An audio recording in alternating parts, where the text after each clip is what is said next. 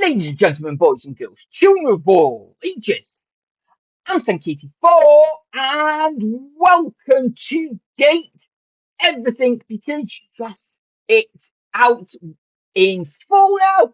And well, let's just say I have been enjoying playing it and I couldn't wait to get back in. So here we are. I mean, the demo had a lot in it, but yeah, from what a little bit I have played since it came out, there has been a lot, and I mean a lot more to do, especially because we can get further than like day 3 or 4, I think it was. I can't remember exactly which day it was, but yes, there we go. Right, so.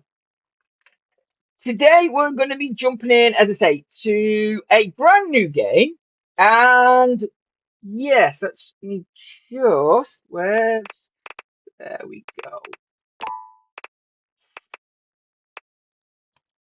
Yeah, there. Right. We're going to be jumping into a brand new game. The only part of this that I have actually done is the tutorial because, well, last time we played this, we did the tutorial about 5 or 6 different times. So we're skipping that. And oh, sorry, wait a minute. Do that. And hopefully we'll have the black screen. And then, yeah, there we go. Good. You can see everything. And wait a minute, let me bring me microphone. Sorry. I don't know what you're doing all the way over there, but okay. So yes, let's get it. Now, for anybody who hasn't seen or heard anything about this, basically what happens is we start off and we get a job at Valdinian. And on our first day, we get fired because AI's taken over. But we get contacted by a mysterious stranger who says they've got a gift for us. And they're sending it via drone. The drone turns up, smashes the window on our front door and drops a parcel off. Inside that parcel is a pair of rose glasses that give us the ability to interact with different objects in our house. So yeah, that's what we're going to do. We're going to go around and interact with different things. Now, I do have the DLC. So that's going to be kicking in at some point. Just give me a minute while I open all these doors. Can't open that one yet, but we will do. There we go. Get some lights on it as well. And yes, we'll have a look at everything now. Heads up, there is going to be a content warning coming up. We got it during the demo version, and it's definitely going to be showing up again in this one. But yes, I will be turning it on. So when it flags up that there's going to be content, I'll ask obviously what it's going to be. But I'm going to carry on no matter what. So heads up, if any of them are a bit off-putting for you or may cause issues, please be aware. And yes, you'll have to just mute it when I speak to that character, or grab yourself a quick drink or something. Because if it was just the one character, fine. But I know there's about 5 or 6 different ones that have content warnings on it. So yes, please use your own judgment in that case. But other than that, yeah, we're going to have one heck of a day, I believe. So, oops, let's just open me. Oh, okay, that's about as far as that one opens, is it? Okay, fine. So, okay, how do we interact and who are we going to be interacting with? Well, we interact by putting on our glasses. Good morning. Are you ready to start getting to know everyone around here better? Oh, we are, darling. We are. Maybe finally find some love? Oh, yes. And you are going to be one of the first ones we do. Okay, what if I want you to fall in love with me? Oh.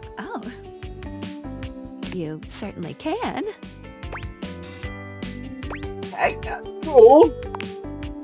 But I'm still in my tutorial mode setting. On the clock with a new user, you know? Okay, I'm the new user. You betcha. So, if you want to get to know me better, take a look at my app starting tomorrow and we'll see. Any other questions? No, that is fine. We can leave the house, but that's basically a game over. So we're not going to be doing that. So yeah, the other ones will That just might give be me a it for hint this of little where Cake to Creators start. tutorial. Okay. But I think we're gonna see a whole lot more than we ever imagined pretty soon. Say that again.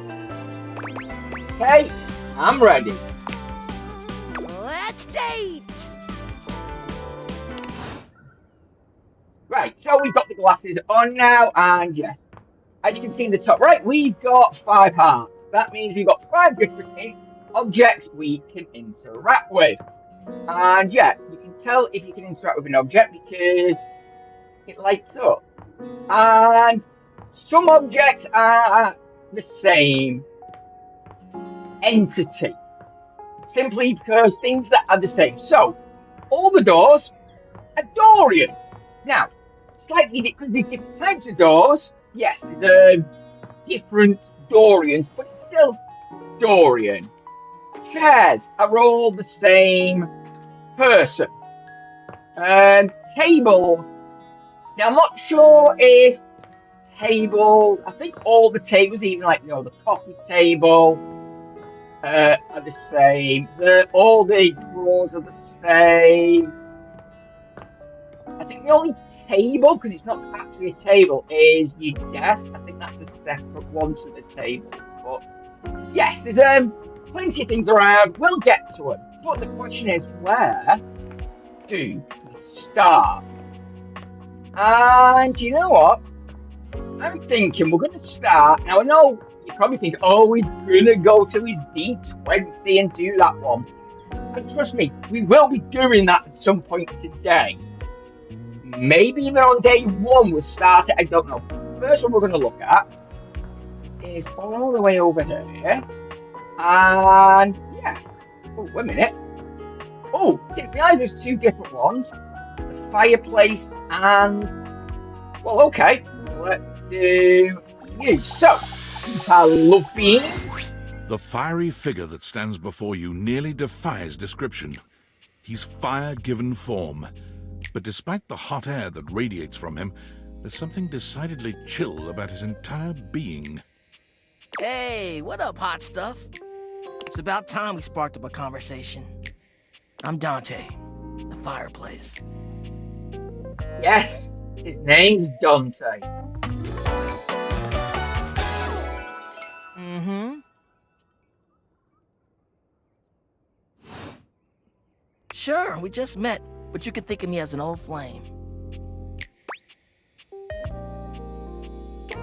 You've been expecting me. Of course.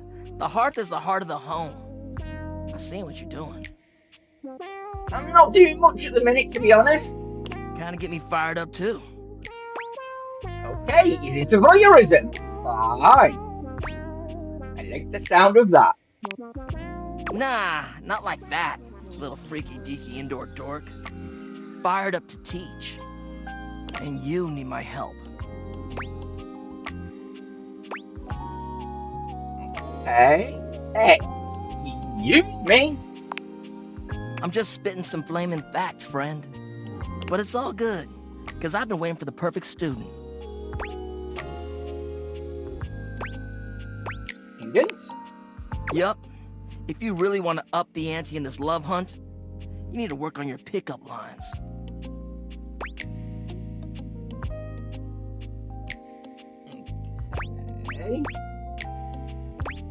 skills, then fine. Yup. It's not always gonna be so easy as firing up those specs and talking someone's ear off. Be it love, friendship, or hatred. The sizzling art of the pickup is all you need. I'm the master, and you're the perfect human to pass the torch to.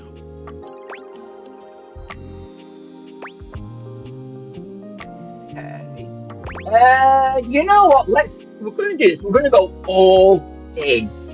We're going for the full Harlem if we can. So yeah, you really think I'm worthy? Hell yeah. Just look at you. You're the exact right amount of smooth and rough around the edges. Like a piece of firewood. Full of potential. But right now, you're also kind of a soggy stump. I can make you crispy, baby. My point is that with my help, you got a chance to burn bright. But if you don't learn how to take the first step by talking to someone, you won't ever light the flame. Hey, thank you. No sweat, hot stuff. I think it's time we start the first lesson. If you can handle the heat, that is. Oh, I can. And yes, okay. Oh, okay. Yes, some of them do require quite a lot of special ability points. So yes, we'd actually left him until near the end. And yeah, we may have got our charm up enough to unlock that one, but unfortunately we can't. So okay, bring it on. Hell yeah!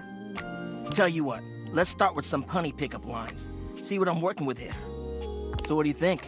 You up for it? Okay. Oh, again, another one I can't get. Fine, but yeah, he wants puns, so fire away. Seems like you're already getting the hang of this. All right, how about this? What up, hottie? Got a light? Because I think you just might be my perfect match. Boo! Boo, I say. Huh? What'd you think? Bloody hell. Yeah, I really should have left Dante until last. Okay.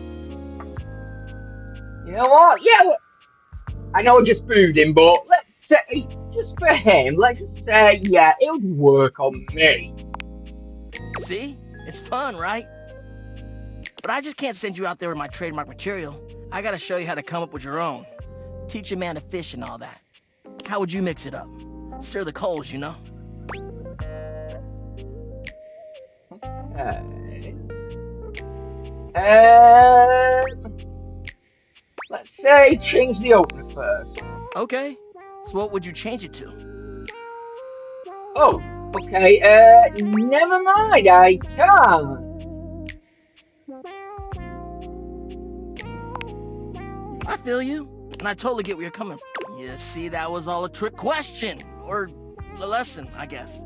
I was just trying to show you that pickup lines can be corny and fun, but not always the perfect opener. Okay. Yeah, as long as you're not relying on them, it can be pretty fun. Now you're getting it. Tell you what, I'm gonna teach you how to make connections in a deeper way. And your first real lesson in the art of the pickup isn't about some magic one-liner. You're gonna learn how to open the gates of someone's heart, get to know their soul, you know? You ride with me and you're gonna learn how to be smooth, but in a sensitive way. I call this style the way of the flame. Think you can handle it? I think I can.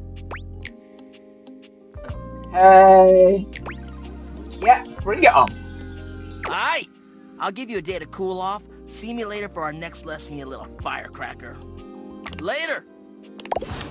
Okay, so yeah, the first ones, very rarely do we get much out of them, but yeah, never knew.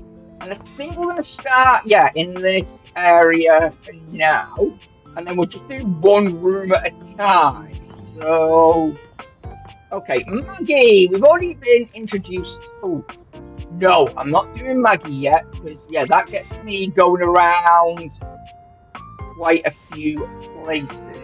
is. Yeah, let's do the piano. We've not done the piano yet. A beauty dressed in black and gold stands before you, her eyes closed and one hand held delicately to her chest. She sways softly, silently, as though she were listening to music you can't hear. The silence is so long and profound that you begin to notice just how noisy your house is. You can hear your clock ticking, your refrigerator humming, and your air conditioning blasting. Has it always been so loud around here? The silence persists, and this stranger continues to ignore you, lost in her own world. Whatever it is that she's doing, she's clearly very serious about it.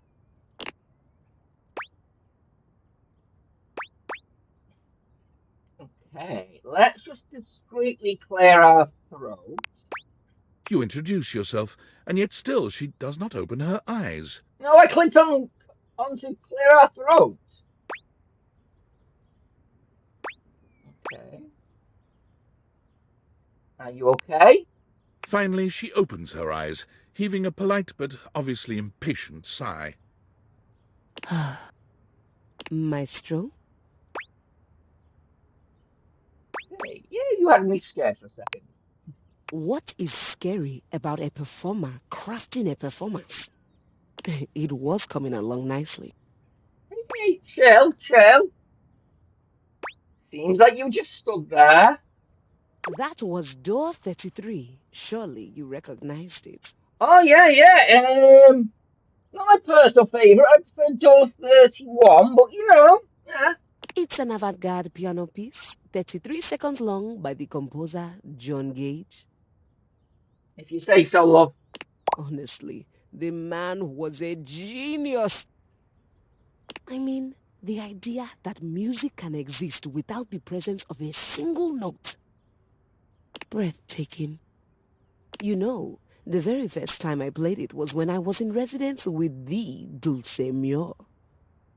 You two have met, I'm assuming? No. Okay.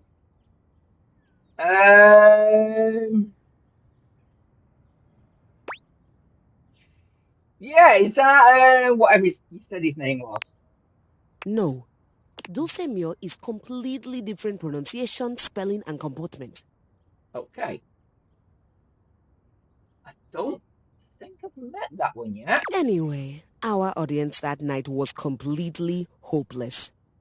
They all kept waiting for the music to start, as if they couldn't already hear it. A rustling program, a muffled cough. It was all being performed in real time, but they kept staring at Dulce and I like we were the Philistines. Still, it was one of my finest performances to date. It also didn't hurt that Dulce had requested to work with me specifically. I can't tell you just how often that seems to happen. The talent always just seems to flock to me. Speaking of, what is that bizarre little refrain you've been playing over and over as you pass by my keyboard?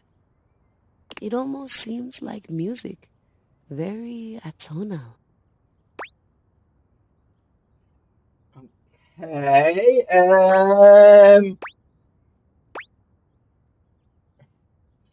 The jingle from a Payday Loan commercial. I don't know. It's a repressed memory. Valdivian's hold music. I can't get it out my head, or I've never touched you. I'm gonna say I don't know because I have no idea. How fascinating. Well, whatever you were playing, I look forward to its evolution. Okay, so keys. There we go. We've met keys. So long, Maestro. Okay, two down, and yeah, things are not getting weird already, but okay. Right, let's go with. You know what? Let's do the fire alarm. For a moment, it looks as if a firefighter has appeared in your home, smoke and all. But a closer look reveals the smoke is in fact attached to this apparent firefighter's head. You don't get much of a chance to scrutinize her appearance any further, because the moment she notices you, she begins to rush you along, raising her voice and waving her arms at you. Thank heavens you're here. Wait, well, don't just stand there. Go get help!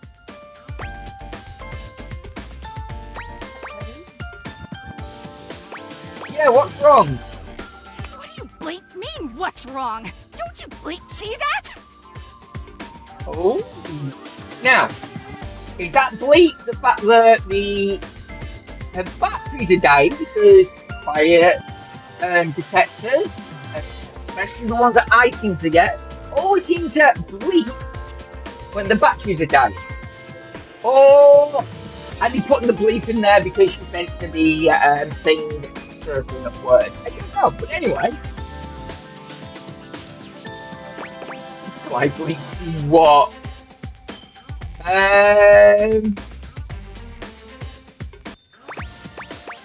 Yeah, you know what? Don't I bleep see what? All that smoke! It's everywhere! And where there's smoke, there's bleep fire! That's not smoke though. Those are dust motes floating ever so swiftly in a ray of light. Oh, is that what that is? Whoops. I guess I might be a little jumpy today.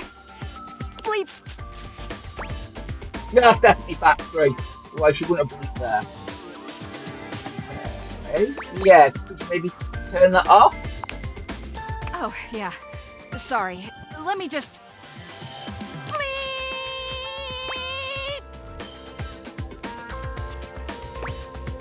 Bleep! You know what? Yeah, very nice. Yeah, just leave it on.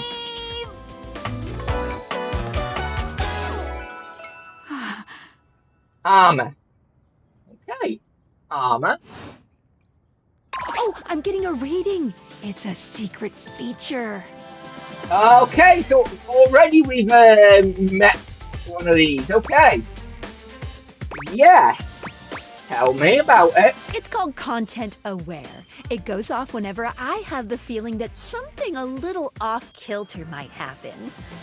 It gives you the chance to see if this dateable might be someone you might want to skip due to content concerns. Okay, tell me more. If you're worried that you might miss out on points or stuff, don't get your tushy in a twist. I'll take care of the dirty work for you. No penalties incurred, I swear. Pinky! If you're interested, you can turn it on now. You can also turn it on or off anytime I see ya. Okay, as I said, yeah, we're going to be turning it on. On it. Content Aware mode, activate. Okay, back to it. Alright, and then you'll jump back in. Whoa there. There you My go. Content Aware has given me a tickle. Arma has gone through some trauma and might even have more in store for her. It could be triggering for people who have dealt with trauma, suicide, and other violent acts. Okay, so, if that's you, what I'm going to say is, quickly put that up a minute. Right. In a moment, mute it, and next time you see the screen, you are free to come back. Okay, I'll put this back up for a few moments once we've finished here, and then, yeah, you're free to put the sound back on and pay attention. But everybody else, let's keep going, shall we? If dealing with that kind of behavior in a light way is disagreeable, I wouldn't recommend this one, that's for sure. You cool with that? Or you want to skip it? Okay, I'm found that myself personally, but here we go. Last chance to back out. Here we go. 3, 2, 1. On with the show. What's that? Couldn't hear you for a sec. Arma Alarm at your service. Hey, hi, nice to meet you. You too. So, what brings you around here? I thought I heard a noise, a sort of loud bleep, if you will. Oh yeah, that's part of my job. You see, I'm here to protect the house from fire. take a look around you, at everything you love. Now just think. If you're not careful, it could be gone in an instant, consumed by raging flames. I've got to stay vigilant at all times.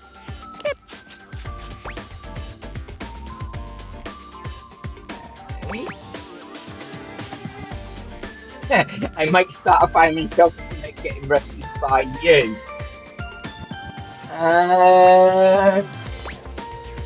That is a bit flirty. Real life hero. No, you know what? I'm going with it. I might start a fight if it meant getting rescued by you. What? Oh, are you, flirting with me? Maybe. Sorry, I'm not really looking to date anyone right now. I have to stay focused. If you change your mind, let me know. Huh? Oh, sure.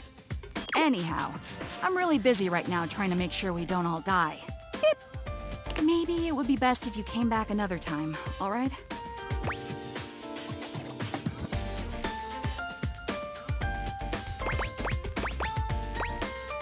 Yeah, try and get some rest, okay?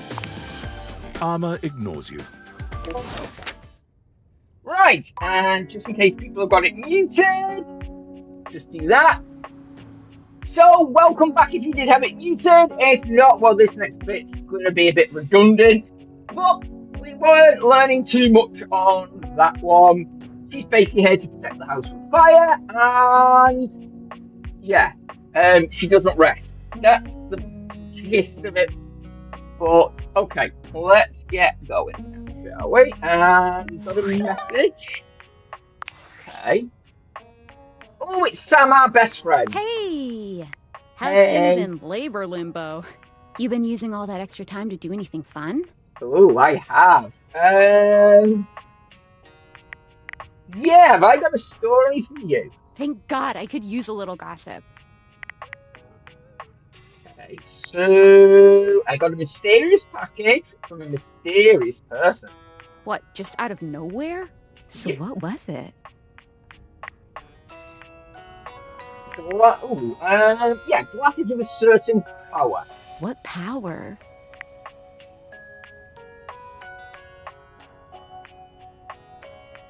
What the heck? They make jinkers out of... Is that jinkers? Is that what it said? I don't know. Yeah. I'm gonna go, yeah, you can turn any object into a person, sort of. Huh? I know you've been watching too much anime. What do you mean?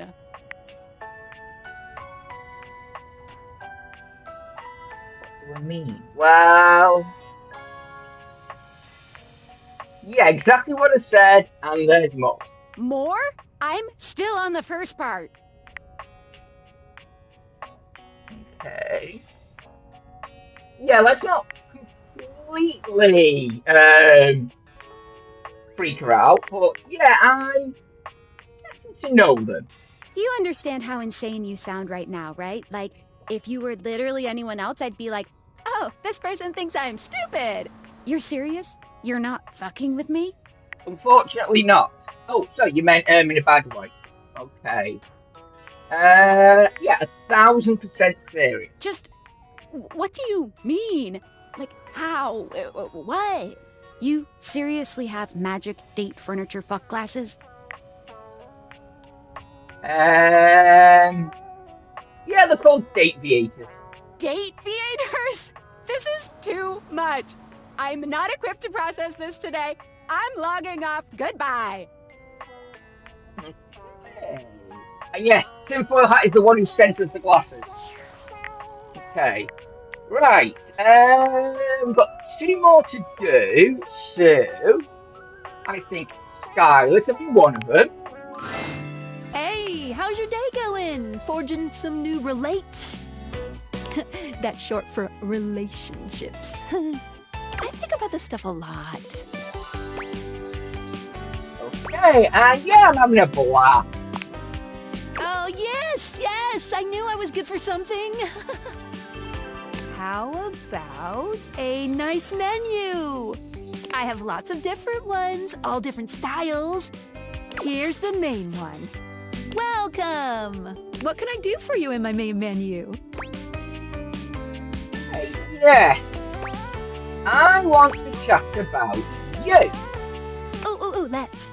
There's lots I can chat about. Me?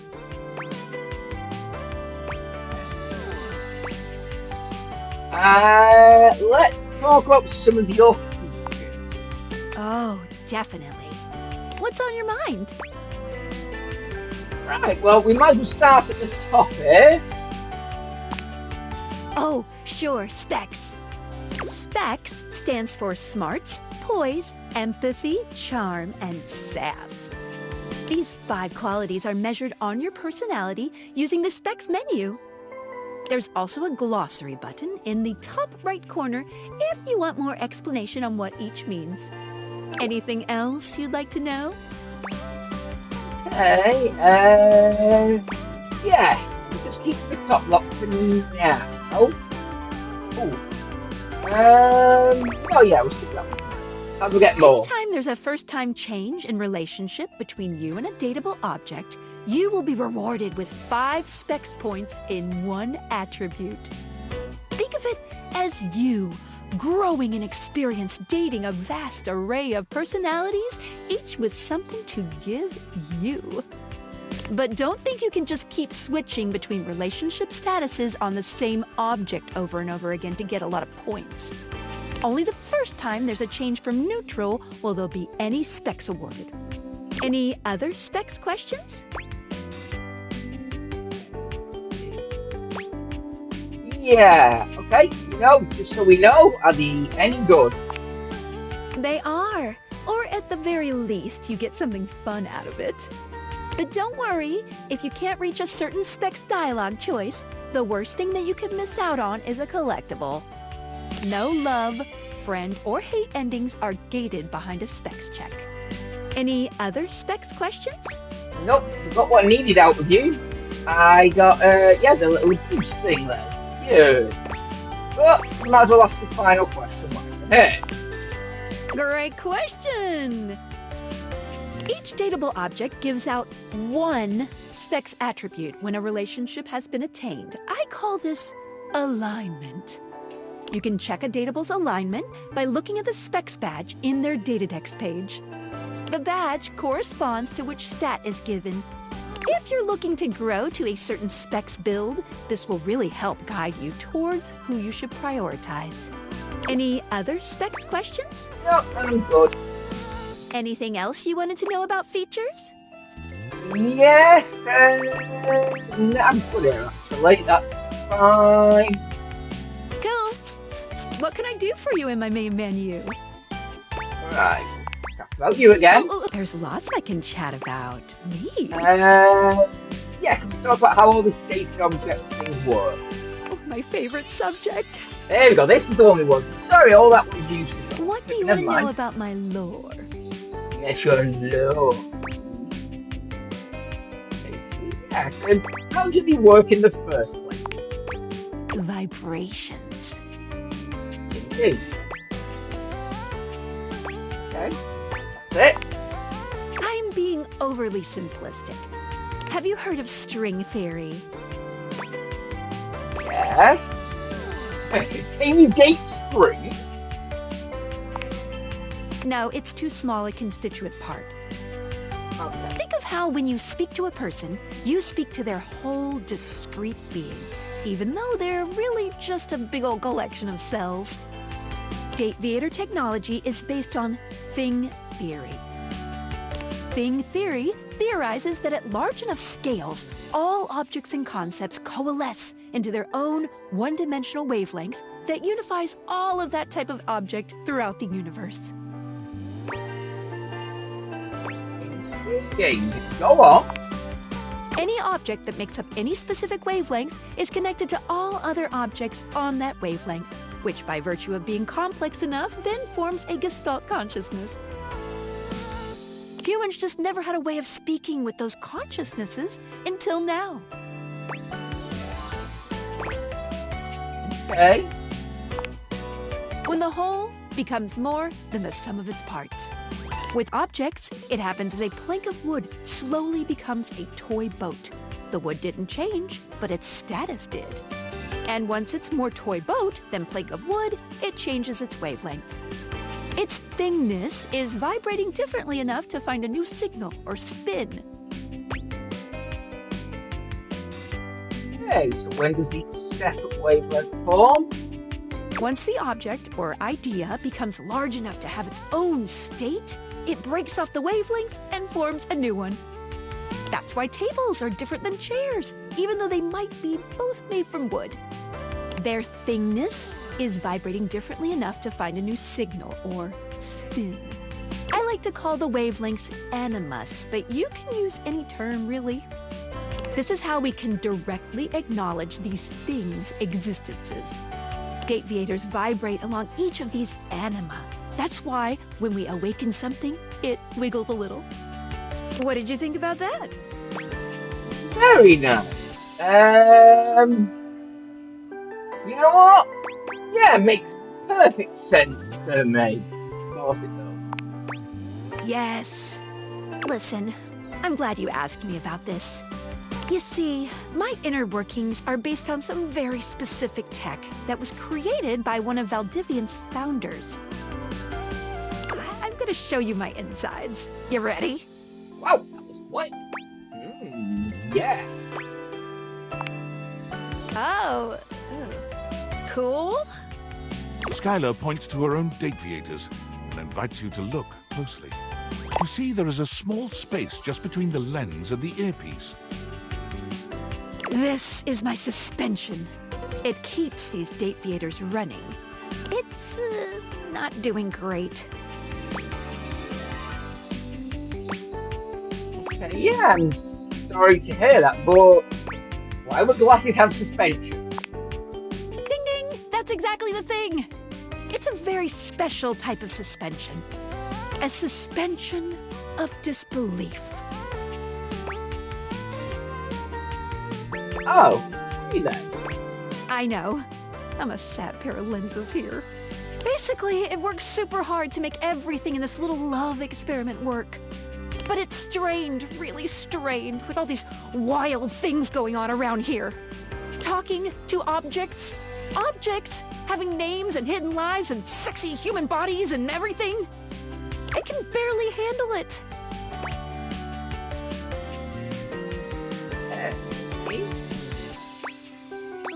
How can I help? Just give it a little love. Anyway... Sis? You take a closer look at Skylar's suspension of disbelief. It's hard to be sure, but she seems pleased. You've just believed in her, so she feels strengthened. Thanks for that. It really means a lot to me.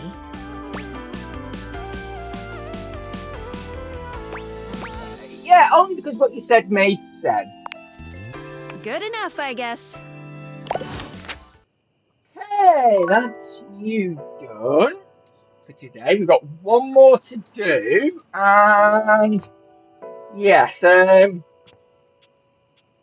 Skylar's a weird one because yeah, it's all about, as it said there, suspension of disbelief. We've got to play along with it as if we believe everything that's going on is real. So, you know what? Let's say hello to the vent. Yeah, we're going to get the weird ones out the way. It doesn't seem quite right. What you imagined you were aiming the Dateviators at turned out to be... Me, Lucinda Lavish. Okay, right. Yes, this is not the vent. This is the DLC. This happens sometimes. Random intervals, she'll just turn up out of nowhere, and instead of doing what you were meant to be doing, she uses a heart up herself. So, hello, Lucinda. The best character in the whole goddamn game.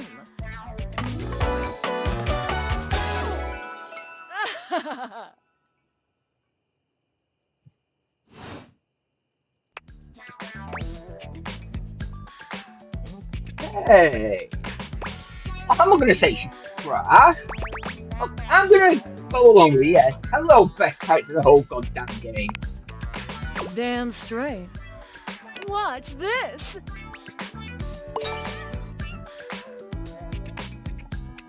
We do.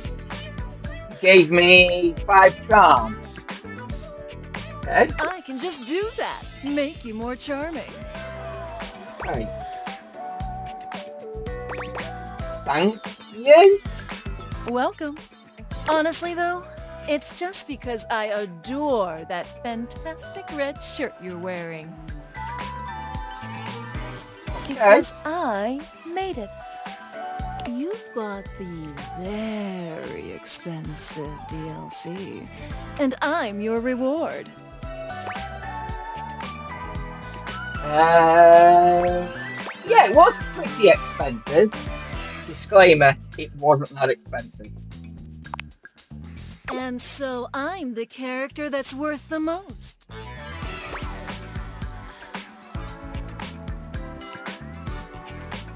Ooh. Yeah, that's true. You know what? I think the DLC advertised more than just true. Sure, they've got to put everyone on the key art. But come on, are you gonna say no to featuring these bazoomies?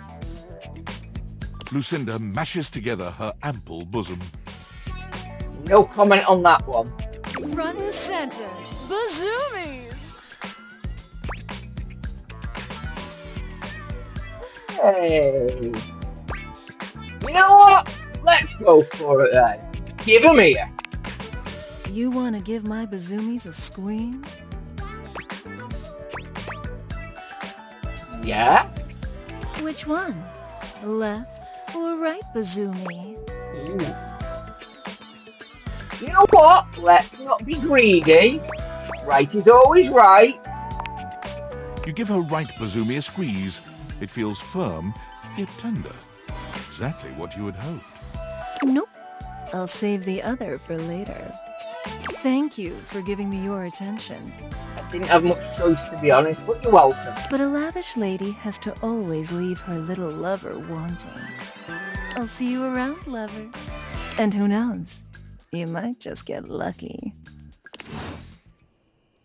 Right, well, I guess, yes, we're not talking to the vent today because that's it. I've used all my hearts up, so time to head to bed. And tomorrow we'll do a little bit more. We'll go back over the ones that we've done. Because yeah, we'll carry them on instead of jumping around here, there, and everywhere. We'll stick to some and get them done first. So we do have an extra one. So let's start off with. You know what? We might as well start off with Dante. Might as well just go through them all again.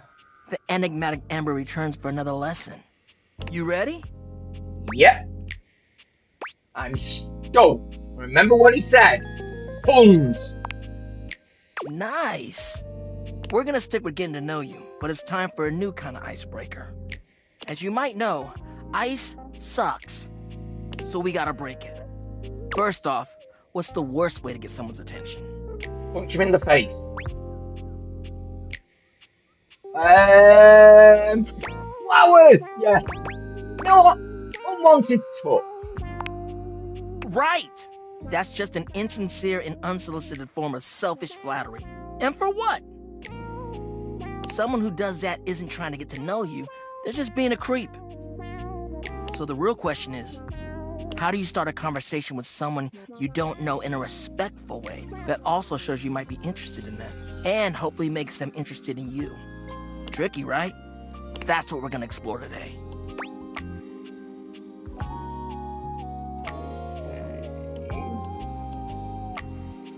I want everyone to hate me, just be the opposite. True. You know what? Yeah. You're really passionate about this. You ain't lying. I am fire, after all. A flaming hot, hopeless romantic. You know what I've seen? How many proposals I've warmed? First date flirting in the living room, Valdiva flicks and chills, wine night cuddle sessions, bearskin rug rubdowns. Let's just say I've done my research on this sort of thing. And not to mention, well, I'd like to be in love one day. Anyway, I know about fiery connections. That's why I can help you. But nothing could happen without the icebreaker. And the icebreaker is observation and interest. Okay, interest. Right. It might seem basic, but first you gotta notice them. But not just that. You can't be like, oh, they're hot, I'm gonna go talk to them. Nah, yo, you gotta really take them in. What's their demeanor? How do they look? Are they with someone? All that and more. Then, use the information you glean to guess what they might be interested in, and lead with that. Okay, but how? Aight. Say there's somebody you meet for the first time and they're wearing merch of a show or a game or a book, you know? What do? Maybe compliment them on it, right? But what could you immediately follow that compliment up with that's even better? Okay, this is an easy one. Yeah. Ask them who their favourite character is. That's a good one. Smile, gently ease into the topic, and you can build a great rapport with them really quickly. So, you learn about, or even better, share in their interest. Make them excited about it. Start that connection by talking with them about what brings them the most joy. What better way to build a friendship? Okay, makes sense. Dope. You get it then. You gotta communicate, you feel me? Let's go to phase 2. Alright, so you made it past the icebreaker. Now you're vibing a little. They mentioned they're going to a concert of one of your favorite bands. What do you say next? Let's have a look. Music's adult, lucky, you got a ticket. I love them. Are you going with any friends? That's what I'm talking about, playa. Keeping it nice and casual and taking an interest while showing interest. Smooth. If they say no and they don't really have any friends who are into this band, let them know you might be down to go if they want company. If they say yes, maybe just tell them you're stoked for them. Don't want to seem pushy or self-inviting. Get to know them before getting too personal. You know, build up to it. Maintain that good balance of digging somebody, learning about them, and gauging their boundaries. Okay. Oh, I can't. That's what. Never mind. Stay for the quick hookup. No. Yeah, sounds complicated. It is, homie, it is. But you can do it. Anyway, that concludes your lesson for the day. See you around for the next one? Okay. Fine, you know it. Alright, next. Until then. Right, that's you. So moving on to keys here. Maestro, are you here to listen to me perform? Sure, why not? No, just looking to fall in love with you. Clicked on you by accident. I'm gonna say yes. Be nice to her. Unfortunately, I have nothing to perform today. Nothing is quite ready in my repertoire. On to more pressing matters though. I was hoping we could discuss my rider. Excuse me? You're what now? A rider, it is an agreement between the performer and the promoter. I'm sure it's not your fault, seeing as how we've never worked together, but there are certain things I require if I'm expected to give a great performance. Okay, champagne. There. Put champagne and caviar together then. Champagne, caviar, green room, that kind of thing. Exactly, but more consequential. For starters, I was hoping for a little help with Rouvier. Okay. PVA. Okay, I know that one from a previous playthrough, but fine, who's You that? know the gentleman goes around cleaning the house with his vacuum hose. Makes a terrible racket. Please tell Rouvier that he needs to do something about the dust. It's awful for my pedals. Any more of it and they'll begin to stick. I really did try to explain this to him, but the language barrier was just insurmountable. I'll need a bit of help with Hector too, I'm afraid. Okay, Hector. Can't remember who that one is. Who's that? The vents around the house? Ah, Surely you know those. yes, and the one I was trying to speak to. Could you We were please interrupted. talk to him about the temperature? I need it at a firm 20 degrees, or it's going to wreak havoc on my tuning. Okay. Oh, yes, you must mean Celsius. Good.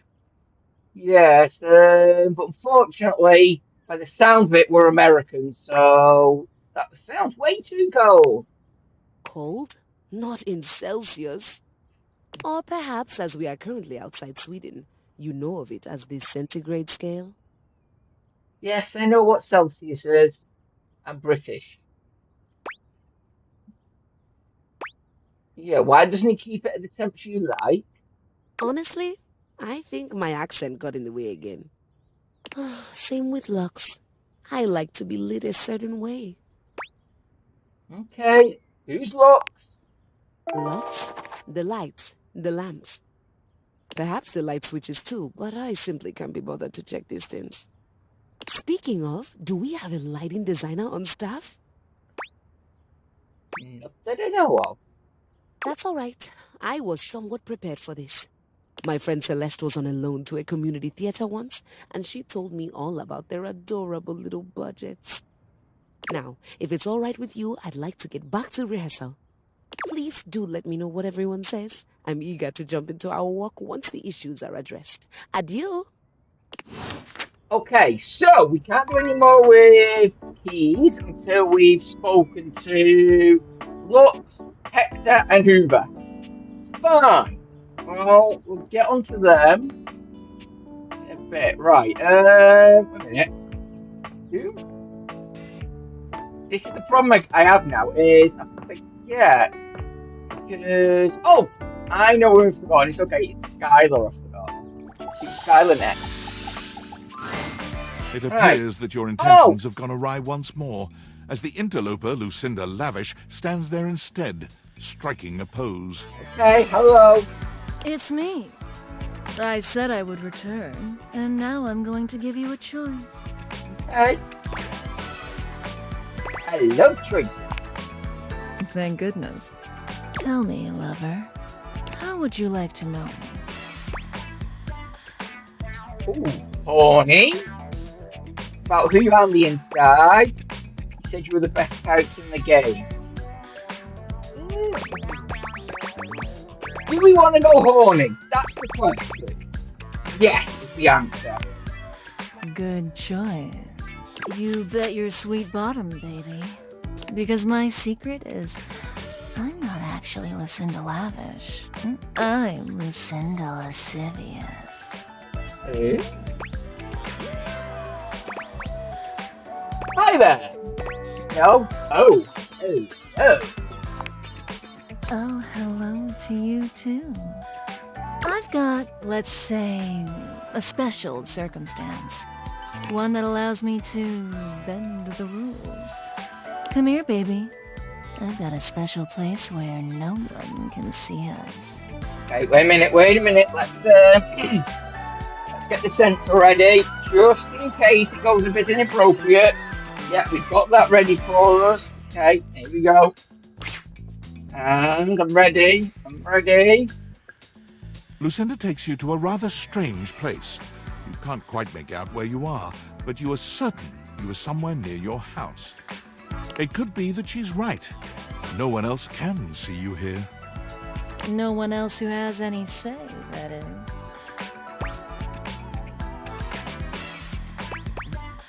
Yeah, what do you mean? We could get into all sorts of trouble here. Horny trouble. Oh, This is my fantasy chamber, a place where all your wildest fantasies can come true. Tell me, my effervescent darling, what is your wildest fantasy? I can't say on YouTube. Okay.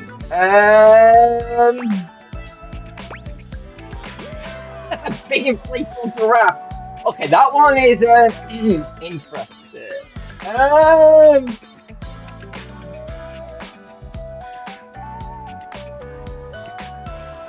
know which one to go with. You know what? Let's go with spinning, whirling, sucking, and the other one. Oh, how poetic. I can't wait to do all those fantastic verbs with you. It's here and only here where we can do these things. My time here is limited, so I'll have to see you around when you least expect it. But next time, I think you know exactly what you want to pick.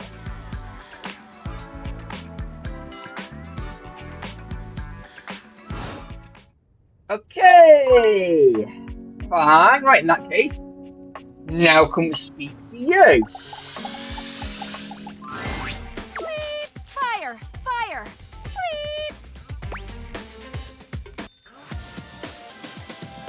Not this again. We need to go get help. Bleep! Just left someone in the microwave for a second too long, apparently. Bleep! You did? Yes, that explains why there was just a tiny amount of smoke. And it went out a half an hour ago. Bleep! Okay, calm now. Yes, I'll just...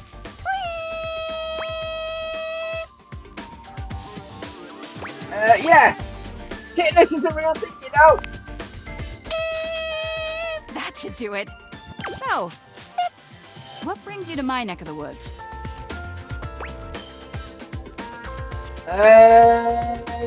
Stop by, see how you would do.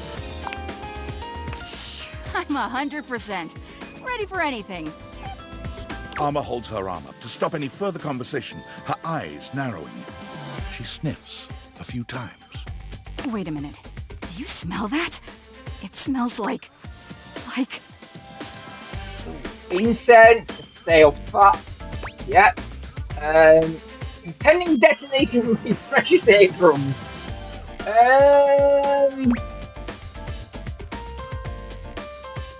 You know what? Let's go with the incense. Armor's eyes widen, and your eardrums twinge in anticipation. Fire!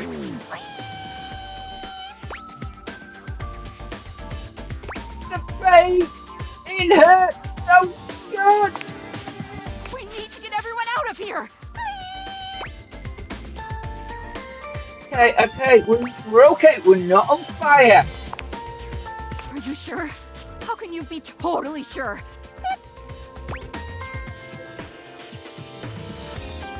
Okay, yes. Can we chat? I don't know what you're talking about. Everything's great. I'm sorry, I apologize. I just realized I've gone straight into this one. So far we seem to be okay. But just in case, yeah, I'll put the screen up again at the end if you've already used it. Okay.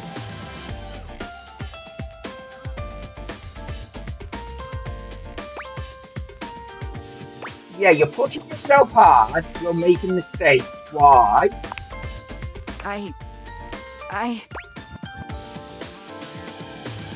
Okay, so, yeah, just in case you might want to use it or I'll look away or something. But you're okay, you're safe with me. I think it all comes down to something that happened in my childhood. Armor is quiet for a few moments, gathering herself. She doesn't quite look at you as she speaks. When I was young, I was placed on the wall near the front of the window. It was a wonderful place. I could watch the outside world with all its color, bustle, and excitement. I could see the neighbors' houses. It was all so beautiful and so innocent. But then... Something bad happened, didn't it? one morning, I saw smoke rising from one of the neighbors' windows across the street. I thought it was just a piece of burnt toast or something, because they were always doing that. And so I said nothing. It wasn't burnt toast, was it? No, it was a fire. It was horrible. By the time the fire trucks got there, it was already too late. Everything burned. The paint peeled and charred, the glass shattered. whole house and every single thing in it, all destroyed. You had to watch it all. I never forgot that day. Never. It's what made me want to be the best protector I can be. It gave me the passion I needed to endure all the hours of training. It's also why I never let my guard down.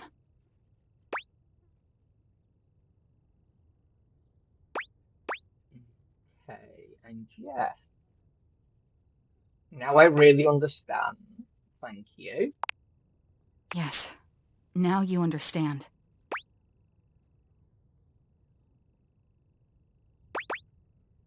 Ooh, which one? What you've been through sounds really difficult, or yeah, it sounds like you've suffered some real trauma. Let's do that one. Really? But all I did was see it happen. Yes, witnessing it can be just as damaging as being involved. I didn't know that. What should I do?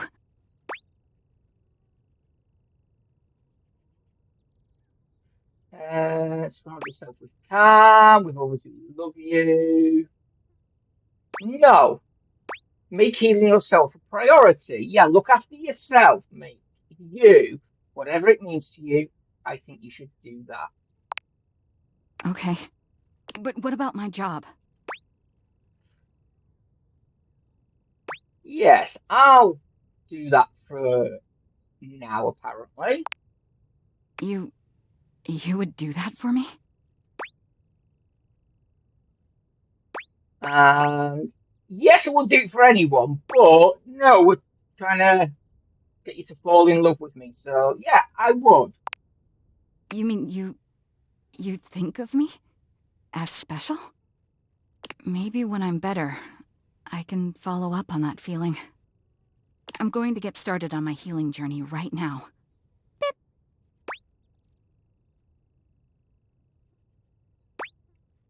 Yeah, recharge your batteries. Yeah. I guess I've been beeping for a while now. Sorry about that. I was so focused on keeping a lookout that I didn't even notice. The beepless armor begins her healing journey, and you take your leave. Okay, so if anyone did mute that, hopefully you muted before it all started, but we are back. We found out what the trauma was. So, yes, and we've told us to go and heal.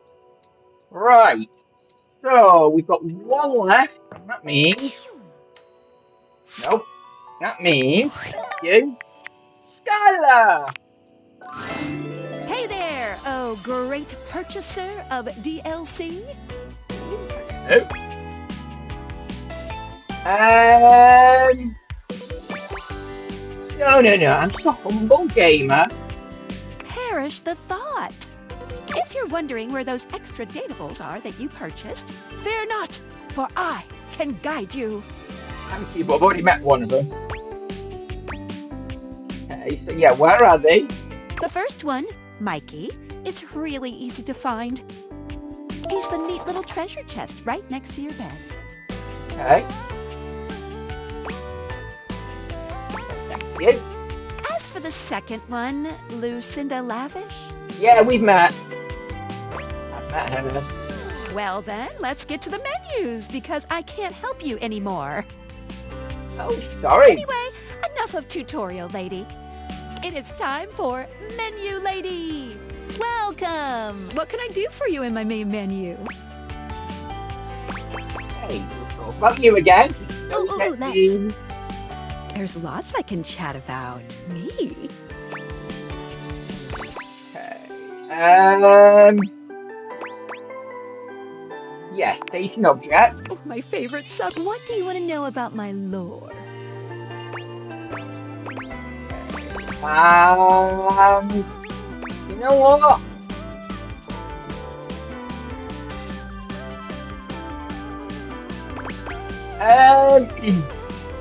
Yes. When I love a thing, what physically am I doing? When a dateable object falls in love with you, It might speak to you in terms of what a human might think of as sex.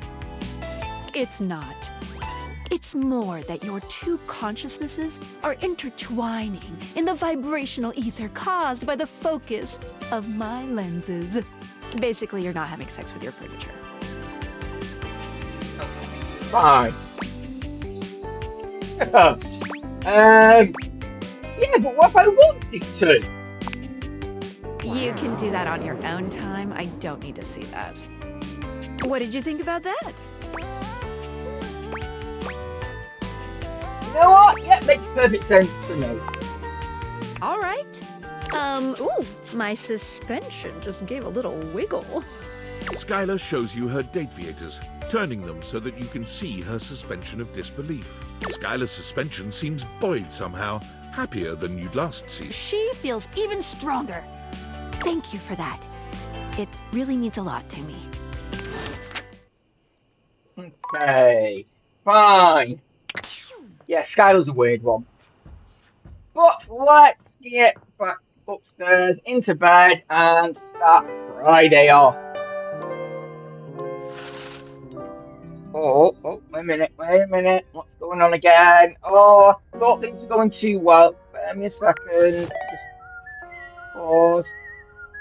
And then do that. The sound will go off because it doesn't like being in the background.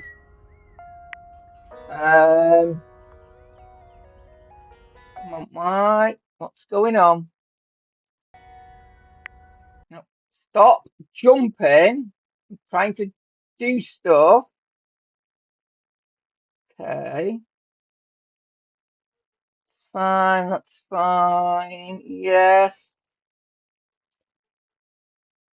Okay. OBS is working fine. So why are you saying I've got an issue when I've not? Okay. Move that over there a minute. You're fine. Okay.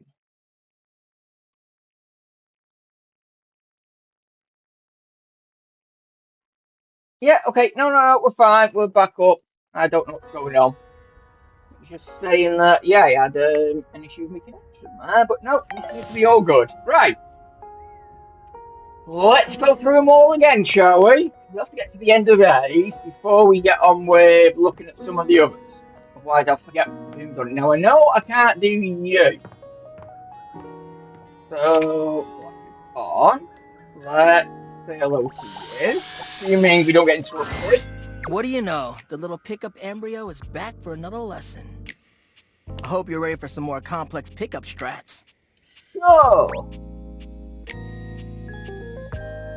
Okay, yeah. More icebreakers. No way. We're about to up the difficulty level.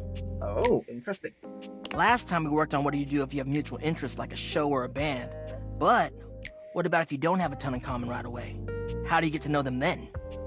What do we talk about? Interests and... observations. Yes! Before you decide it's a boring tactic, just think about it. Sometimes small talk is a great fire starter.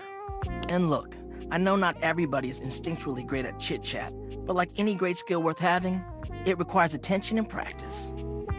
So, let's say you were meeting me for the first time at a friend's party. What's stuff you can observe about things going on around us, or about the situation happening? Let's roleplay, shall we? Okay, sure. I'll be me, and you be you. But you know what I mean. We're acting out the scenario. Okay, so I'm just standing around. Oops, oh man. Now we just happen to be standing next to each other, and we don't know each other at all. Aight, what are you gonna say? Okay. How do you know Ash? Yeah, great name. The weather out here is crazy. You know what? Now let's go with Ash. Alright. Yeah, a little stiff, but you're onto something, homie. Damn. Great question to start out with. It's relevant to where we are. It's a good jumping off point. Dope. Anyways, back to the roleplay. Oh! I know them through our job. They're a great work friend. Always reliable.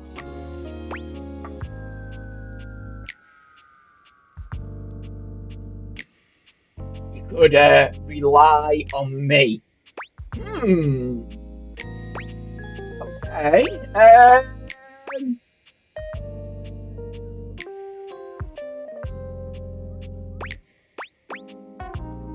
Let's see which one. I'm not sure.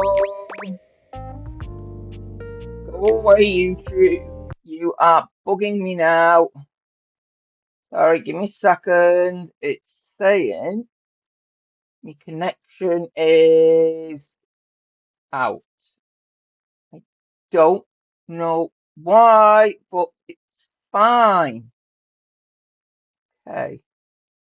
Just get there. Everything seems to be... Yeah. You know what? I'm just going to leave it. Hopefully, it's going to be fine. Right.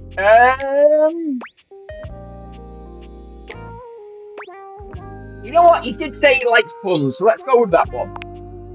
Dude, actually pretty funny. But what did I say about the pickup lines, homie? Not this time. Okay. Yo, let's put a pin in it. I don't think you're getting this, and it's not exactly making me feel like the world's best teacher. So, anyway, before you go, any other non-dating advice questions you might want to ask about me? Maybe. Let's say yes, see what we come up with. Fired up.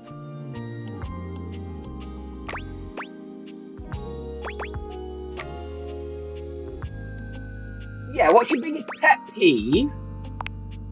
Damn, then, well, as you could probably tell from our lessons, it's this idea of being sleazy or douchey. Right, fine. Anything else? As much as I love love, nobody owes anybody else a relationship. That's the biggest thing. You can say all the right things to somebody, but it means nothing unless you actually get to know them. It's the real jerks that don't bother with that and say whatever they can to get what they want. So, yeah, that's my biggest pet peeve, I guess. Well, I won't be sleazy with you. You're a good listener. Peace out, homie. Okay, fine. Yeah, we can't do you because you want me to speak to Vent. Let's do Vent, unless we get interrupted again. A cool breeze tickles at your neck. You can feel someone here, but you can't see anyone. No. Why are you here? What are you doing?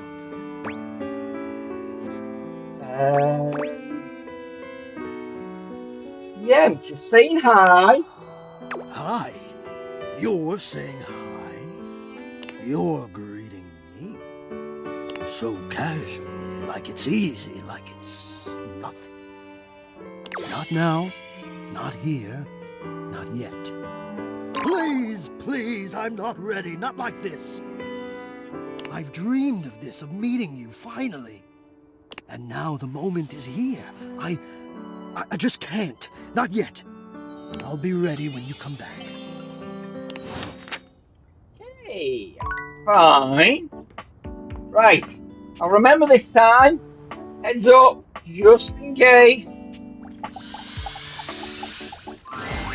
You! Hi! I'm so happy to see you.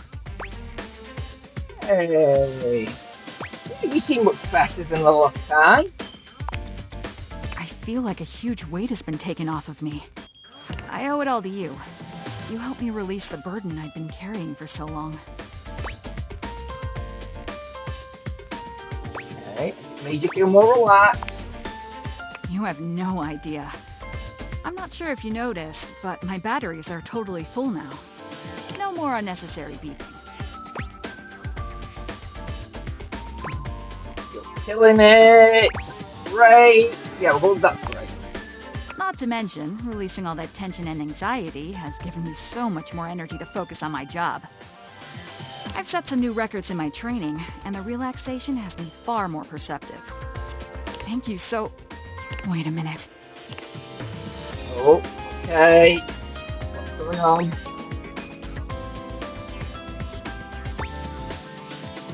Yeah, is everything okay? Do you smell that? Do I smell what? Sleep, sleep, sleep! Your alarm? There's a fire! Okay, where's it coming from? But you are probably just overreacting. It's in the bathroom! Sleep! Alert the house! Dorian bursts into the room, all urgency. You were right, Armor. It's the outlet next to Sinclair. Okay, she was right. Okay. Hang on. We need more info before we act. There's spilled water on it, and now the wall is on fire. What? I know exactly what to do. Dorian! Yes? Go tell Eddie to flip his breaker so we can be sure there's no danger from electricity. Tyrell, I want you to soak it up and... if you feel up to it, jump on the fire. Anything for the house, Armor. Let's go. Barry, you just... keep doing what you're doing. I'll do some research on East Asian zithers. Let's hope this works.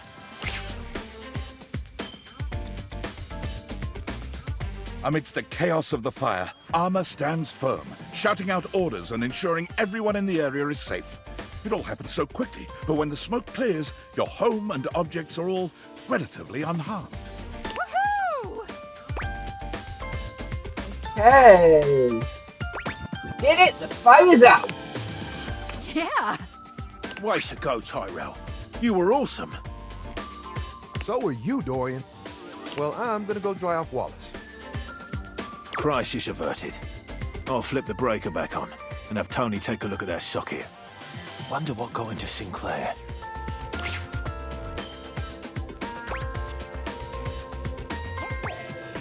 Yes, you're absolutely a hero. That was amazing. You know what? I owe it all to you. I don't even want to imagine how that would have gone if I'd still been low on charge.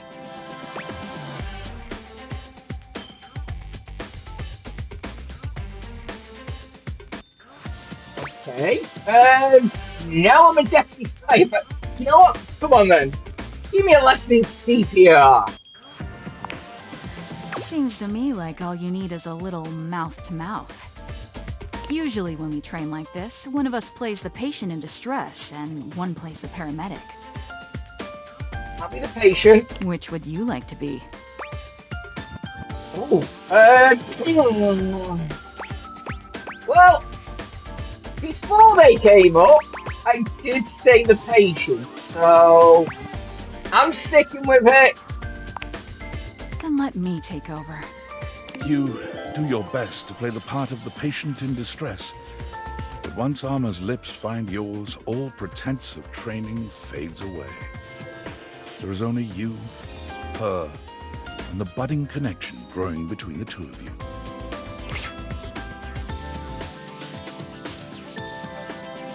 Oh, I can't tell you how badly I've wanted that. Like that. But I never knew how much I needed it until you helped me find my balance. Now I need a bit of a break. From what? Just a break from all the action. I think it's time for me to just chill out for a while. Come see me again soon, okay? Will do. Yeah, we technically haven't got the one we wanted there. Right, so Vente? Oh, I've already done you. Sorry. Oh yeah, because did you when it was meant to be you? Right, Skylar then it is. Right. Why do they always take me off stuff when I mean to get Skylar out? Yo, how's it going? Going great! It's good! Yes!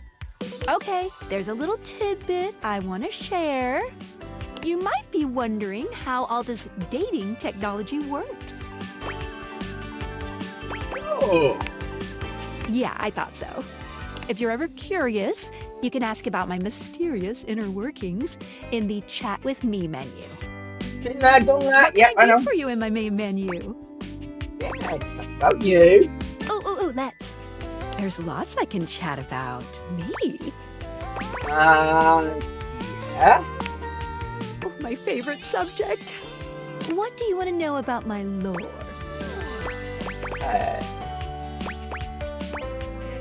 Yes, why there no real world stuff is a thing based on Wait, what do you mean, real world? just everything around me, not always having an object ham-fisted into its name. Huh. Well, I'm not sure what to say, except to give a brief history of the world that you live in. Which you should already know about, but you know, I'm here for you. Tend to don't know. Humans love objects. Always have. But even more so in today's hyper-commercialized society. Recently, TV shows, books, and ordinary brand names have been making the switch to incorporating a focus on making products and entertainment more thing-based in order to drive up sales. And you might even recognize some historical names with some objects added to them. All for brand potential.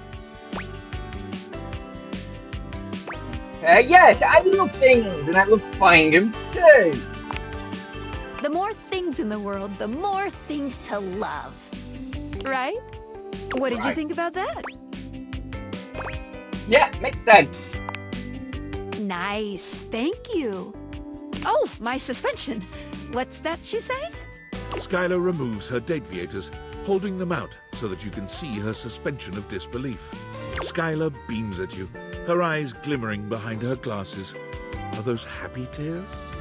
For a moment, she looks as though she's contemplating hugging you, but she manages to keep her arms at her sides, her hands curled into excited fists. Yes! You did it! My suspension of disbelief has been upheld. She's in there right now feeling great. It kinda itches, but it's okay. I love it.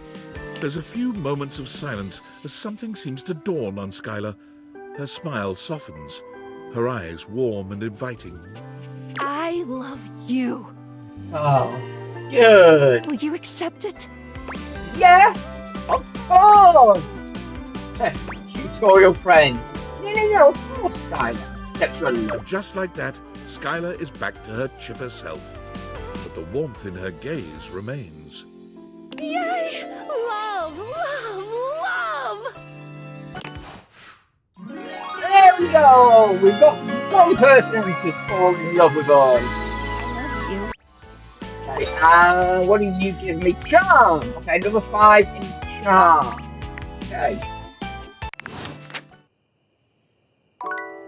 Right, and well, we've got ourselves a bit of a situation here. Yeah, we've not been interrupted today, so let's go. You know what? She said looked was the lights, the lamps, and maybe the light switch. So we'll give the light switch a try.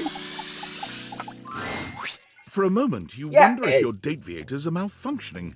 But no, the fashionista standing before you is just that dazzling. They are dressed to kill, abs on display and lighting all along their body, bathing them in a soft glow. A ring of light surrounds their perfectly coiffed blonde hair, giving them the appearance of an angel, and perfect lighting no matter which way they turn. But it doesn't take you long to discover the angel comparisons end at their appearance. Hey, betches! It's me again, Lux. Yes!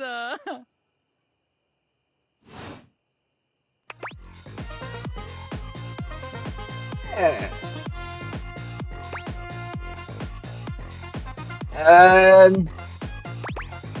Yeah, you know what? You're literally flawless. Let's start off as we mean to go up. Aren't I, though?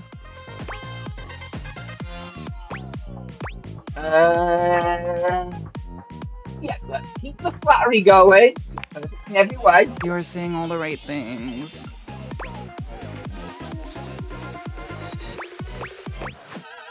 You're the definition of perfection. You have my attention now.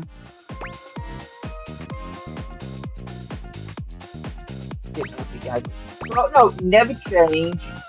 Because You are simply the best. Better than all the rest. Better than anyone. Anyone of them. Okay, I'll stop. I won't do that again. at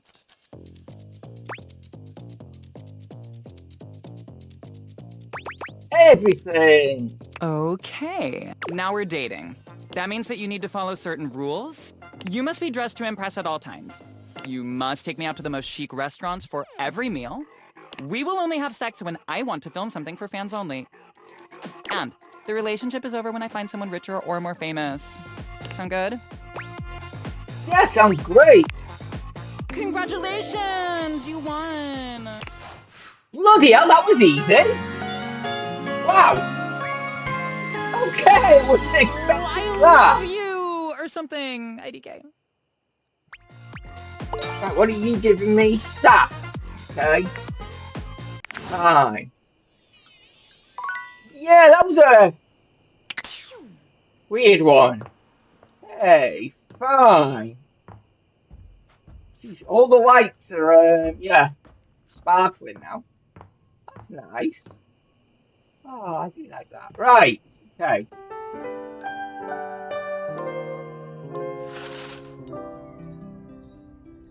Okay, let's see who we've got today. Right.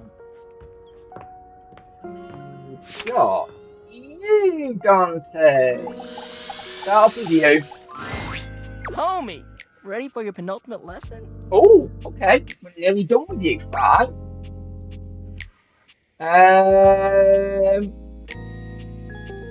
Does that have anything to do with pens? You know what? Sure, why not? Nah, it's like next to last. I know. Read a book, bud. Let's talk about other ways to strike up relationships. Alright, take somebody you meet at a party, for instance. Maybe you work together, but in different departments. Or you have mutual friends, but you never hung out solo. Heck, maybe you even chatted before, have each other's socials and chat now and then, but you've only ever had a few interactions. Does that make you friends? No. Whew, alright, good. That's good that you know that. Sometimes others just automatically assume you're friends with somebody just off a few small interactions in real life or on socials. The parasocial paradox is real. Like, wanting to make friends is totally fine, right? But damn, nowadays there's objects that have whole dependencies on others who barely even know them. Kinda makes you think. Anyway, let's move on to the next part of the lesson. So, this begs the question, how do you go from being an acquaintance to friend, or maybe even beyond, to romance? Well, if you follow the way of the flame, it's all about investing in someone to understand them on a deeper level. Sure, you may have broken the ice, but that's just the tip of the iceberg. I'm gonna teach you how to melt that sucker down. Okay. Are you saying we should be melting icebergs? No. No, we shouldn't be. But yes, I'm ready, Sensei. Alright, another hypothetical situation. Let's say this acquaintance is a mutual friend. He's like in your hobby group or whatever. You happen to have a meeting and you want to be closer friends with them. So you sit near them. A topic comes up that you don't have much knowledge about, but they're extremely passionate about it. What do you do?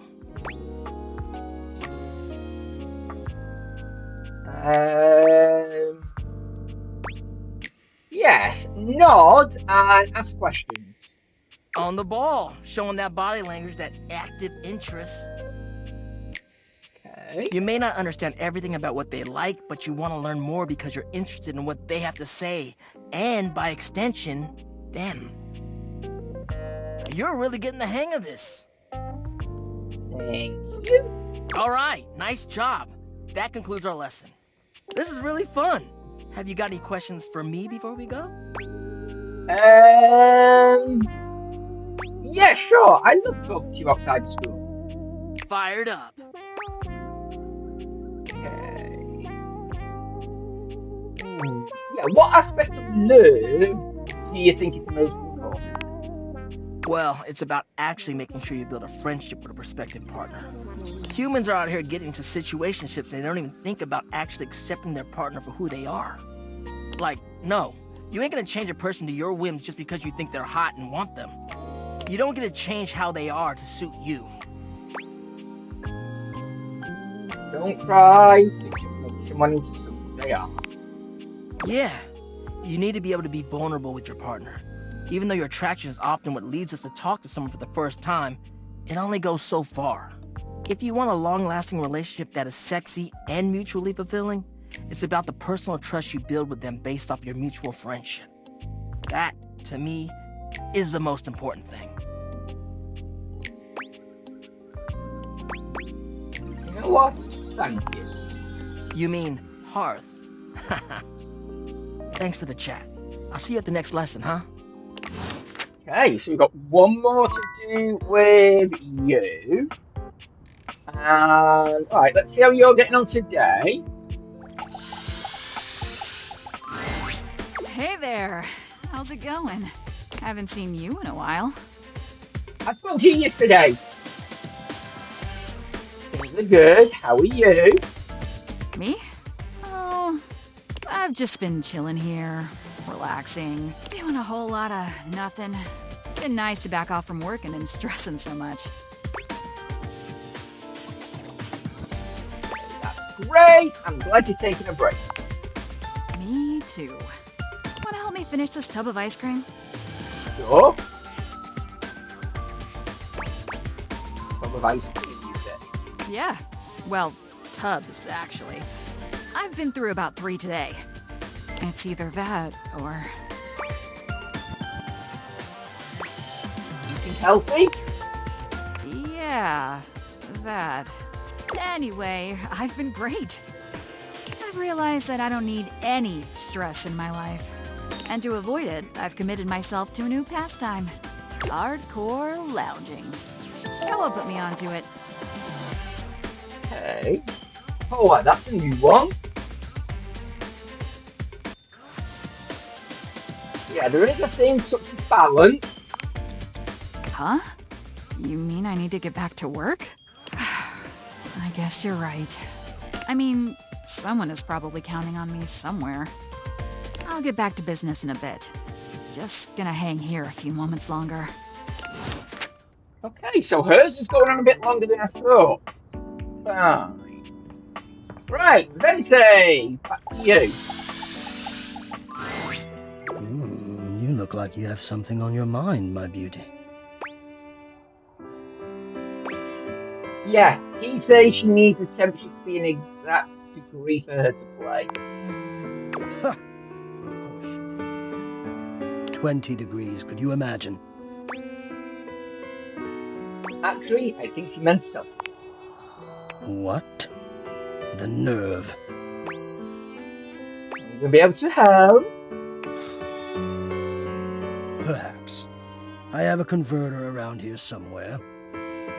But still, she needs to treat us lowly objects a little less like a baroness. Now then, what was I going to say before this interruption? You see a pair of hands sticking through the air conditioning grate, and the barest suggestion of someone's eyes, but no more.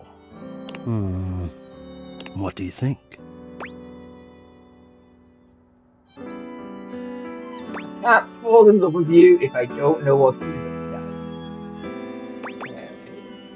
Yeah, you know what? You won't come out there and let me see you. No, this is for the best. Hello, I am Hector Valentino Ernesto Condicionado, at your service.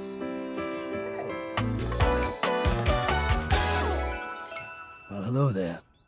Hello, Hector. Ventilation, airflow, sometimes known colloquially as HVAC. And hello to you too. Nice to see you. Or hear you, I guess. Yes, to hear me. I would wish you to understand, and if not understand, then at least believe me when I say that hearing me is the most pleasurable way to meet for both of us. Seeing me, well, it's not a compliment to me, and it would be a great disappointment to you. My greatest wish is to give you pleasure. But I'm getting ahead of myself. Tell me, how much do you think about me? Now, yes, I understand that our meeting in this way is so very new for both of us. I truly never expected to be able to speak to you this way, face to face. Great. I have accustomed myself to this seemingly unavoidable reality that you would always be human and I would just be this. But even as this, I have dreamed, and I would know. How much do you think about me?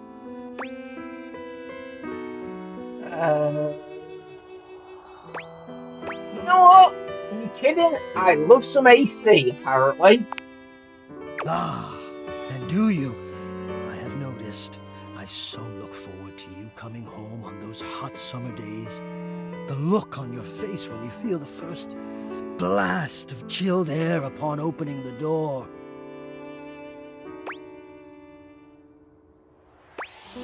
Oh yeah, as soon as I get cooled down, I feel better about life. Yes! And when it is cold outside and you walk in and you can slowly warm up and remove your coat, your hat, you can begin to get comfortable and relax into the evening ahead of you.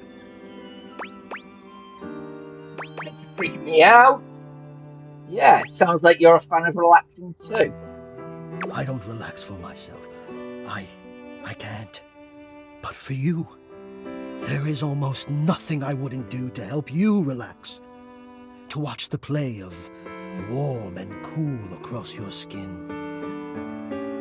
I'm ahead of myself. I never thought I would get to say this and to say it to you. Let me explain. You are the prime feature of my thoughts. Whatever power courses through me, I turn to your pleasure. Whatever warmth or coolness I possess, I direct in full to your comfort. I wanted to meet you here through the grates because I wanted you to hear my voice. I want you to hear the melodies and resonance I create through these ducts and know that it is all and only another gift it honors me to offer you. I watch the play of air over your skin and I feel deep joy that I have the air to give you. I adjust my own temperature and my intensity until I see the flush of contentment spread across your face. And then, I never thought I'd be able to say this, and in a way you could truly understand. And now I have, my God!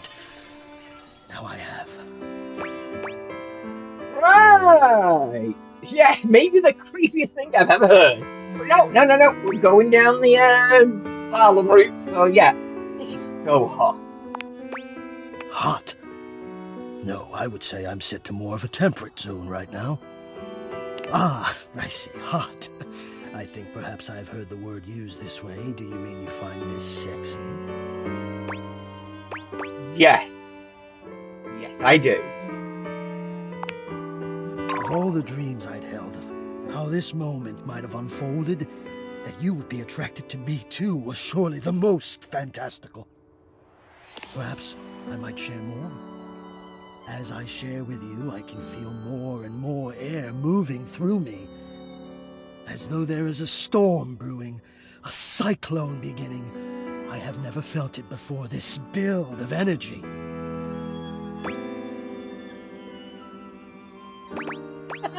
Yes, that's being called turned on, Hector. I wonder sometimes about how I knew it was you. What was the moment? What was the sensation that told me you were it? I can only ask this of myself, of course, but I realized that it was how I felt around you. When you push my buttons, when you move my temperature setting up or down, I exist only in service to you. Everything about me only is because you will it, because you direct it. Do you understand this? I do. I'm in control. Completely. You do understand. Can you also understand what that does to me? You telling me what to do, and I am powerless to do otherwise. Somehow it relaxes me. And to know that I'm giving you precisely the thing you want at that moment. Oh, it fulfills me. It makes me whole. As soon as I fulfill your command, your desire, I become the one with the power. You ask for chill, and I watch the goosebumps play over your skin as you pull the blanket up more closely under your chin. You ask for warmth, and I can almost feel you, basking as the tensions of the moments that came before just melt away. Sometimes I even take it upon myself to shift my temperature and my intensity all on my own. What now? No. You tease. I know. It might not be strictly in my purview to do this, but sometimes I cannot resist playing your sensation just a bit. I am a craftsman, and you are my clay. I hope this is all right. Let's see. Wait a minute. There's a lot to take in. Yeah, you know what? It's very alright. I didn't know you loved me this way. How could you have? Until now, I haven't had the courage necessary to even show my face. Yeah, you still haven't shown me your face. Yes, you are correct, of course. I will, one day. But for now, let us live here, in this beautiful world, where we can love each other, as we are. Even if it is a fantasy, let us be here as though it's real.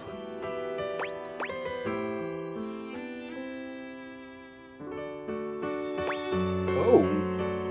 Hey, oh, which one do you wanna... I'm feeling a little chilly from the out. I really want to see you. Do we want to push him though? That's the thing. No, I'm gonna push. I'm gonna push with this one and see how it goes. You will. But not now. Now let me care for you. Please. I need you. I need to care for you. It is the reason for my existence, you see. And now I have truly said too much. Or I have said enough. Either way, I must ask a boon. Say nothing. Take this knowledge with you and promise me you'll ponder it. That you'll ponder me.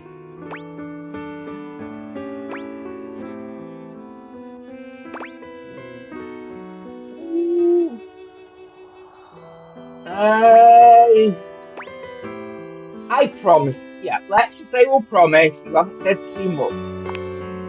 Oh, I always feel I've said too much. Probably because so often I say nothing. But I appreciate your generosity. I'll speak with you again soon, yes? Yes? Yes. Hey, let's see. I mean, we've already got... Don't need to do looks. Sky was fell in love with us, so that's her done. So we've got 2 more. So let's see. Oh, yes, Max. Or Hoover, whatever your name was. There's something strange about the handsome figure you see standing before you. It's not his clothing, even though he does appear to be dressed in some sort of plastic armor. No, it's something about his face. Handsome though it may be, you can't quite place his expression. Stranger still, he doesn't speak to you at all. He just stares, his face screwed up in concentration, and his lips pressed together. What's that? He lets out the breath he's evidently been holding, bending forward with his hands on his hips as he inhales and exhales deeply. Woo! Sorry about that. Just trying to see how long I could hold my breath for. I regret coming here. We've never walked in on that. Yeah, seems like a while. I'm up to 3 hours. All right, now that that's taken care of, I can give you my full attention. Name's Hoover. My friends just call me Hoove, though. Hello, Hoover. What's up? Henry Hoover. Unfortunately, you don't look like a Henry Hoover. You here to chat? Or is there another incident to clean up? Bit of column A, bit of column B. Today was supposed to be my day off. I might have dropped a whole packet of wet noodles. No, I've not. You know what? I'd love to chat. Sure. What about?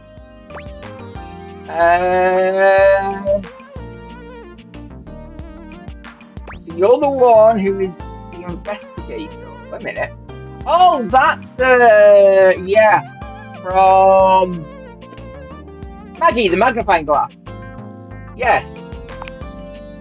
That's right. Crime scene investigation. I love my work, but it can be hard to put it away at times.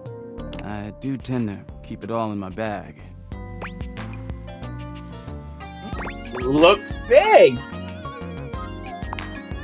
Oh, it is. Big enough to take whatever needs taking. Really?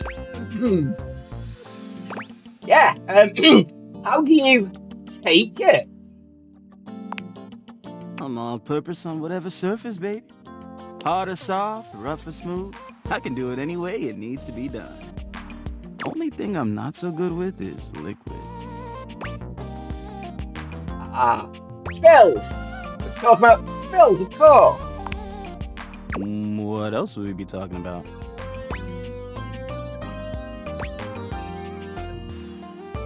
Other dirty things. Right, exactly. My specialty. Whoosh. Right over his head. Investigating dirt and other things. Yeah, I'll bet you've been all over this house. You know it. I've been everywhere except the crawl space, I think. I mean, you never know. There are always places I might not know about. I have heard rumors about a haunted attic. Nah, but I'm sure that's nothing but hearsay.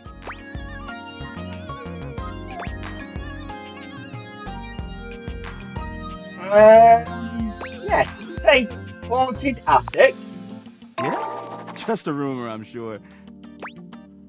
Okay, well, you seem tired anyway. Yeah, a bit. It's been a long week, but I enjoy working hard. Makes that can of oil at the end of the day taste all that much better. Okay, and yeah, what do you enjoy most? I love making the rounds and saying hi to everyone. My job makes it so that I can spend time all around the house. And that's really nice. I have a chance to see all my favorite folks. Keeps me from feeling empty. My favorite object? Oh, couldn't pick if I tried. I've always had a soft spot for old Bobby Pin. We had history, once upon a time. Nothing romantic, just a deep friendship in another life. But I love everyone here. I'm easygoing like that. Hey, what can you tell me about Bobby Pin? About our relationship? I had him hiding away in my bag, but they left recently to find the next big thing. Which is odd because they're pretty small. If you haven't talked to him yet, I'd get as close to the ground as you can. Hey, it's been great talking to you. I gotta finish up my work and call it a day. Then it was your day off today. How about you come back and see me next time you got a minute? I feel like I haven't gotten out to do something fun in a while. And maybe the two of us could, I don't know, catch a game or have a drink? Sounds good to me. Yes, I'd love to go certain places with you. Sounds like a plan. Hey! There we go, we've got another one started. Right, we've got one left. And two. I mean, we've got to do it, haven't we? We've got to do it at some point, so... Here we go. D20. I said we were going to go through this one today at some point, so we might as well get it started because we know it's going to be a long one. You've never been ashamed of your interest in tabletop games, but ever since you stopped seeing people, you've spent far less time role-playing than you used to. The cloak-wearing nerd standing before you reminds you of days gone by, when you used to gather around a table with your college friends and pretend to be someone else. Oh there, traveler! What did you call me? No. Ho, as in, hey. Howdy. How are you? You know, simple salutation. Hey. Well then, a good day to you too, sir. Ah, that's the spirit. I'm Chance, your D20. The mysterious cloak comes off, and you see the friendly face beneath. Welcome. Taking a tiny respite from the drudgery of work? I am. You know what they say about all work and no play. I actually have no idea. All I do is play. If you are up for a real adventure, I have just the thing for you. Have you ever heard of grottos and gargoyles? Yes, I have. Kidding me? Of course I've heard of G&G. Oh, that's great! What's your favorite monster? Oh, and what about your favorite mystical weapon? Or class? I have so many questions. Yes, I'm partial to all of them. Wow, someone else who feels the same as me. Oh, it's so hard to pick a favorite. Everything about G&G is... You wouldn't want to, maybe, kinda play with me, would you? Like I said when we did the demo. Any night of the week. It would only be the single greatest thing you could do for me. Yes, that'll be a lot of fun. Chance's eyes light up, his hands balling into fists as he does his best to contain his excitement. Really? Holy crit! Someone to play with me! You have no idea how hard it is to find someone to play with. Hey, yes, can we play with just the two of us? Sure can. Don't you worry about that. Your chronicler will balance everything for solo play. Regardless, it'll give us some time to get to know each other better. Okay. Okay, I can roll with that, remember? Use puns when we can. It's time to get you your character. All we have to do is choose your stats, your powers, and your weapons. Then your armor, your lineage, and your gargoyle gauge. Although I might leave that out for this first character. It's an optional setting. See, you can have a portion of gargoyle blood running through your veins, which lets you... You know what? That's a lot of choices. Oh, of course. It is a whole heap to take on your first time out. How about you let me make your character for you? I know the game inside and out, and you can just show up and play. You would do that for me? You're the best. Oh, I'm so excited. You have no idea how much fun we're going to have. I'll even build the session based on what class you pick. Hey! Yeah, what do you suggest? There are 3 classes I can get rolling for you. All of them are awesome, but they won't be too much of a challenge. Well, we are going to pick something different than we did during the demo. I'd suggest the Troubadour, the Guardian, or the Enchanter. Yeah, so... In the demo, we went with the Troubadour. Yeah, we went with you. So... I think, no, I want to do magic. So, yeah, let's go with the enchanter. Which one would you like?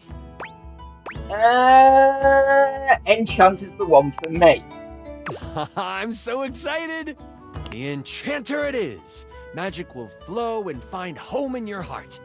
I heard that Lux wanted to get into G&G more and was thinking of playing a hotshot. If you two know each other, I'll invite them. Yeah, I've already got him to fall in love with me. When do we get to play? Now that I know who you want to be, it'll take me some time to finish building out the session for you. Give me a day? I should be ready by then. Anything before that, and it's a bit dicey if I'll be ready or not. Sounds great. Can't wait. Haha, me neither. Oh, it's been so long since I've played. I'll see you then. Hey. Right, that's all of you. And I've got 2 messages. So before we go to bed, take off the glasses. And, oh, work, apparently. Valdivianites! It's me, your CEO, David Reginald Most. I'm writing to you from the awe-inspiring beige pavilion at the historic Cottonwood Hotel just moments after stepping off the stage at the Valdefest keynote. Let me tell you, the room felt positively electric. And not just because of the incredibly dangerous grounding issues we discovered in the speaker system. No, tonight, our consumers, employees, and shareholders were absolutely buzzing at the launch of Valdivian's newest initiative.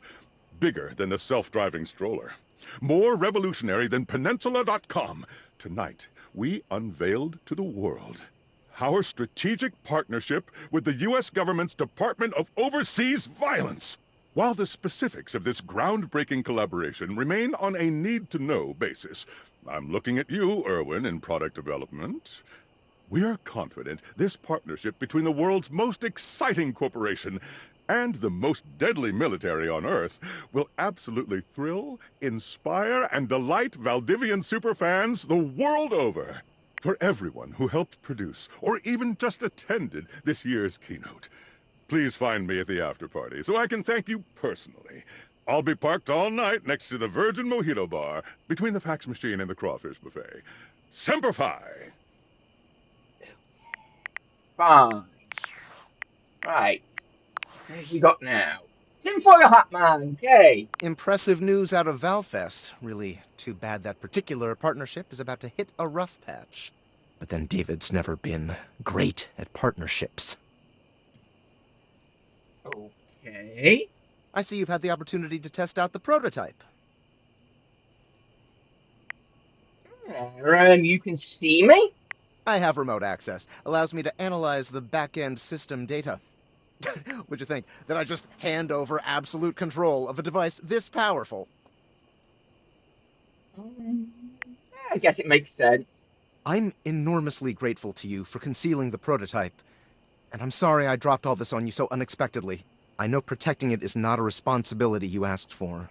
Maybe not even a responsibility you want. But I had no other choice. Every other Valdivian employee's allegiance was unknowable, except you. Okay. Yeah, why me? Because you're paid the least out of everyone. Really? I can't get into that right now. Anyway, it's not safe to talk. I will return when the signal is secure. Okay.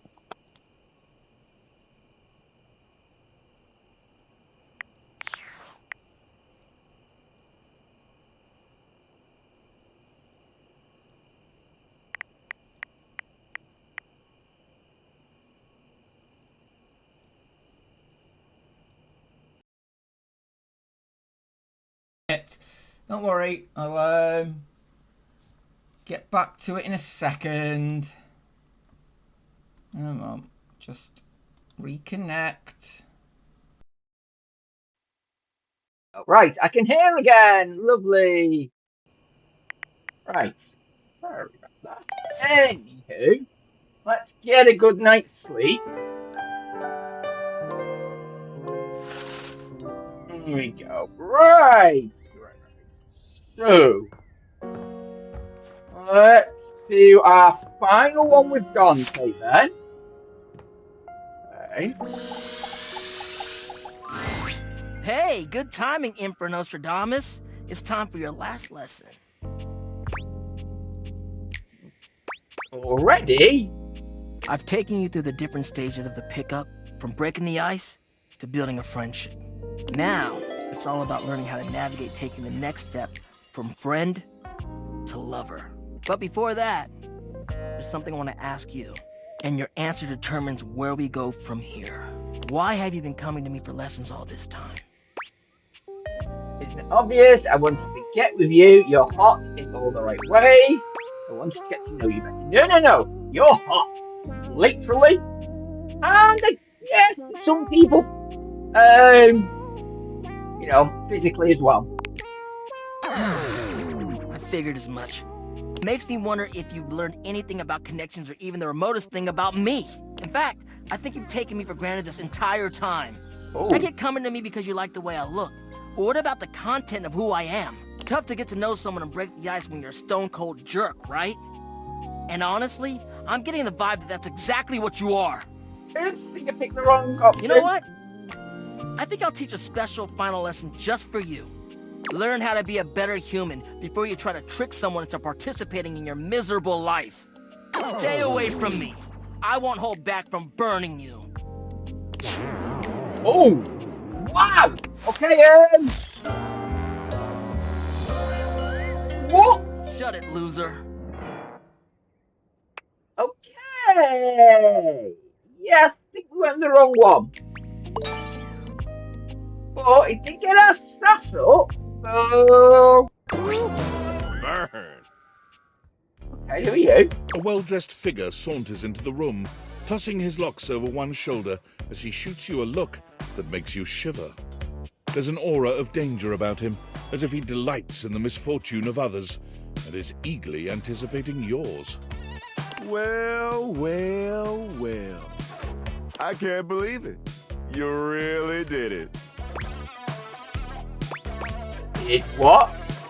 You got dumb, kid. Majorly rejected and just tossed to the side. You done? Sorry, I couldn't help myself. I'm absolutely giddy. Yes. Who are you? Actually, you know what? Yes. Who are you and what's your deal? He places a hand on his hip, giving you a knowing look. I'm a hot topic. Surprised you haven't heard about me already. I'm Regina Rejection. But you can call me Reggie.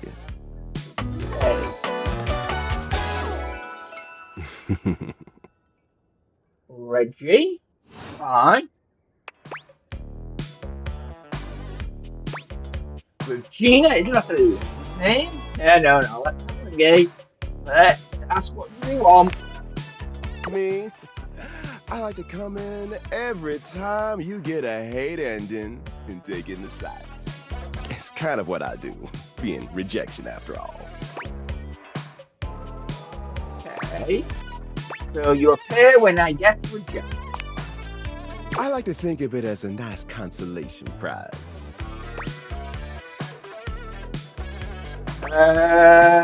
Screw me. I'd be delighted, but I'm gonna make you work a little harder for it than that. Listen, bitch. I'm giving you special access to me here on this app I'm putting on your phone. Have a chat anytime you like. Reggie takes your phone, typing something into it. He turns your phone back around to show you a funny little icon that looks like a broken heart. Okay. Other games on it. No, yeah. Let's do it. Yeah, other games on it. Yeah, damn good games. Ooh. It's got all the dopest shit. He hands your phone back to you, shooting you a sleazy wink. I'll be there, dreaming of your next rejection. Yeah, well, we're going to do whatever we can to make sure we don't get that. Hey, well, we messed that one up. Right. Well, let's carry on with you. here you are. You keep coming back. I can't. It is something of a surprise to me. I've wanted you for so long, even just to speak to you, and now I have it. Somehow it feels wrong, like I'm going to lose it. Surely, if you're lucky enough to get the thing you've always wanted, you cannot be lucky enough to keep it.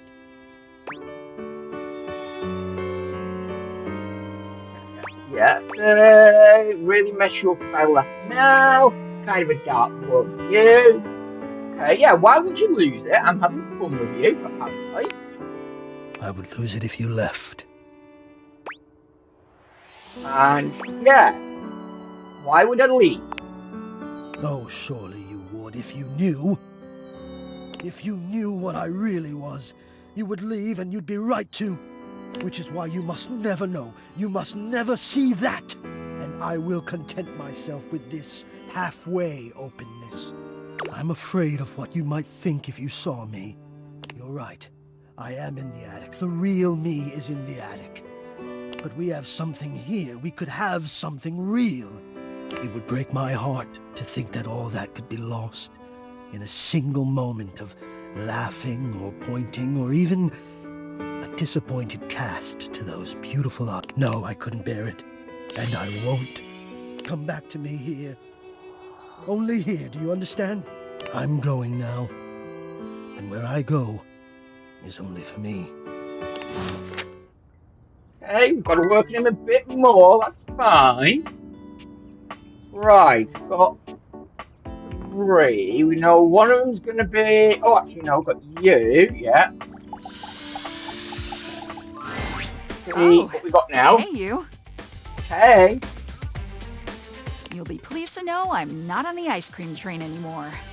Not sure what I was thinking, overindulging like that. Okay. Thanks to your influence, mostly, I've put the tubs away.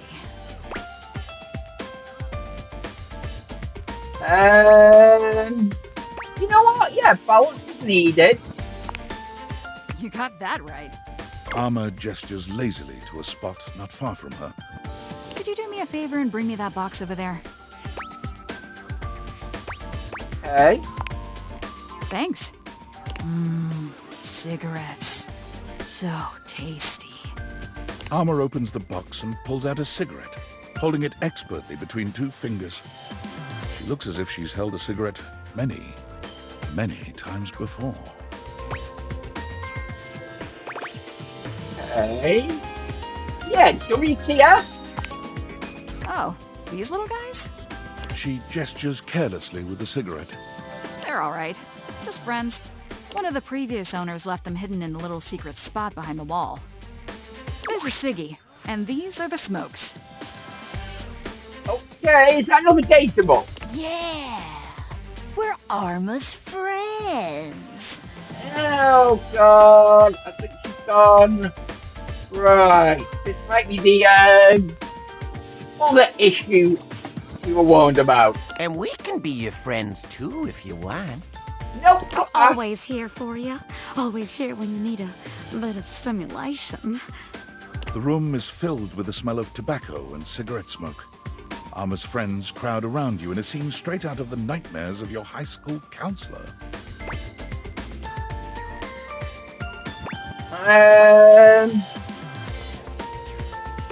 Yeah, stay away from me.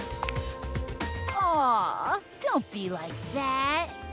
Oh, don't worry, they're harmless. We just want to love you. And treat you right. Anyway, they were kind enough to give me some good advice.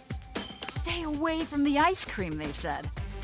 Yeah, stay away from that nasty stuff. Grab a smoky treat instead. No calories. Just a breath of fresh air. Fresh air and relaxation. Sweet, sweet relaxation.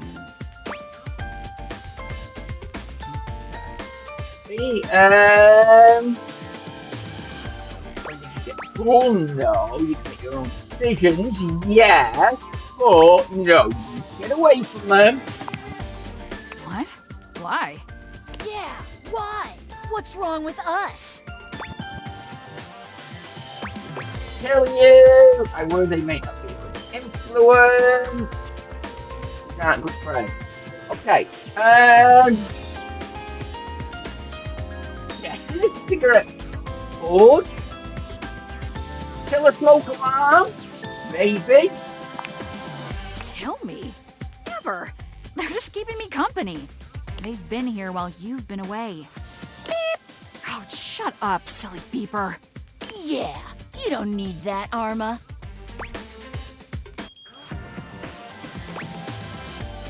Yes, you know better than this. Do I? Do I really? Tell him, Arma. Yeah!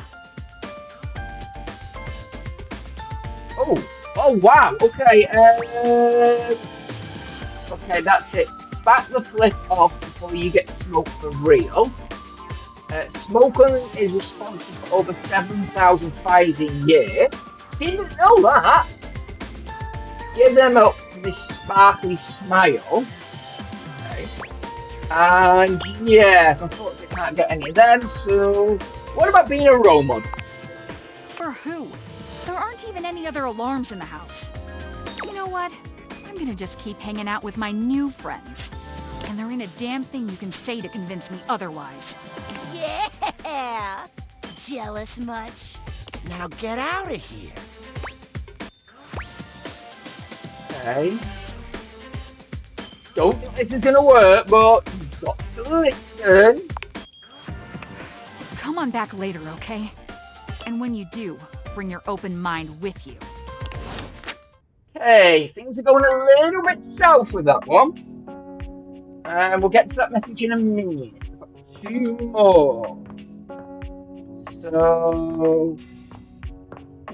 Wait a minute, who's forgot? Done you. Done that one. Done you. I've got... Hoover. And... Oh, yeah, Chance. Sorry. I went blank for a minute. Right, it's fine. Yo, what's up? I'm here for Keys who wants you to clean her pedals. Man, the nerve on that instrument. What's wrong? She thinks she's so fancy that she wants me to pay special attention to cleaning her feet. That's not a vacuum's job. It's her own damn fault no one wants to play her anymore. If she were nicer, there wouldn't be any dust. Sorry, I just get worked up when people have attitude. Tell her I ain't interested. Okay, right. Wait a minute, that's... Oh, I might have to do looks again at some point. Yes, we haven't got looks to do hers, have we? Right, we'll do that tomorrow then. Fine. Right. Chance! My master of the mystics! You have appeared before me as you had promised. Yes. Of course I am. You know what? Yes, you're way too cute to stay away from. You trying to get some powerful spell by flirting, aren't you? It might work. Keyword might. I'm so glad you're here. I knew you wouldn't let me down. I rolled a crit on my insight check of you. Before we start, here's your character sheet. You will be playing the mystical enchanter by the name of Dewey Day Seymour, a hapless apprentice studying at the Arcana Mystica of the Bookshelf Bluffs. Looking at your character sheet, you will notice that you only have 40 health. Don't worry, it won't be that bad. Okay. Lux will be a hotshot, using bows and arrows to strike fear into foes from afar. You two will be a great long-distance duo. What? Sorry, I wasn't listening. You'll be a hotshot? I just heard hot. Right, a hotshot. You shoot arrows. Like Cupid. OMG cute. Okay, I'm totally in. I'll wear a cute little diaper costume. You don't need to wear a costume. Too late, I'm already changing. Right, okay, that's fine. Oh god, get ready again for the safety screen. Finish explaining everything. I gotta edit this clip. Okay. Back to the enchanter sheet then. You will see there are spell notches and schools of magic. No need to worry about that really, I made it more for me. Since this is your first time, I'll walk you through what you can do when the time comes. Are you ready to start? Yes, sir. Hang on, I haven't finished posting. Okay. Yeah, and then cut. Lux? Do you like this filter or this one? We're going to start. Okay. Right. Yeah, I'm not sure if Lux is going to be good for this, but let's do this. I love it. We start our adventure in the study of your mentor, High Enchanter Melville. She is an annoyingly proficient enchanter, and you are lucky to study under her. Only Enchanter Melville is also a hoarder. If you ever needed a magical trinket or a mystical doodad, Melville most likely has it. And after 2 years in their care, you are still relegated to dusting these relics while Melville gives lectures to the spine of enchanters. Except for me, I'm famous. Sure. OMG, I love this game already. Continue.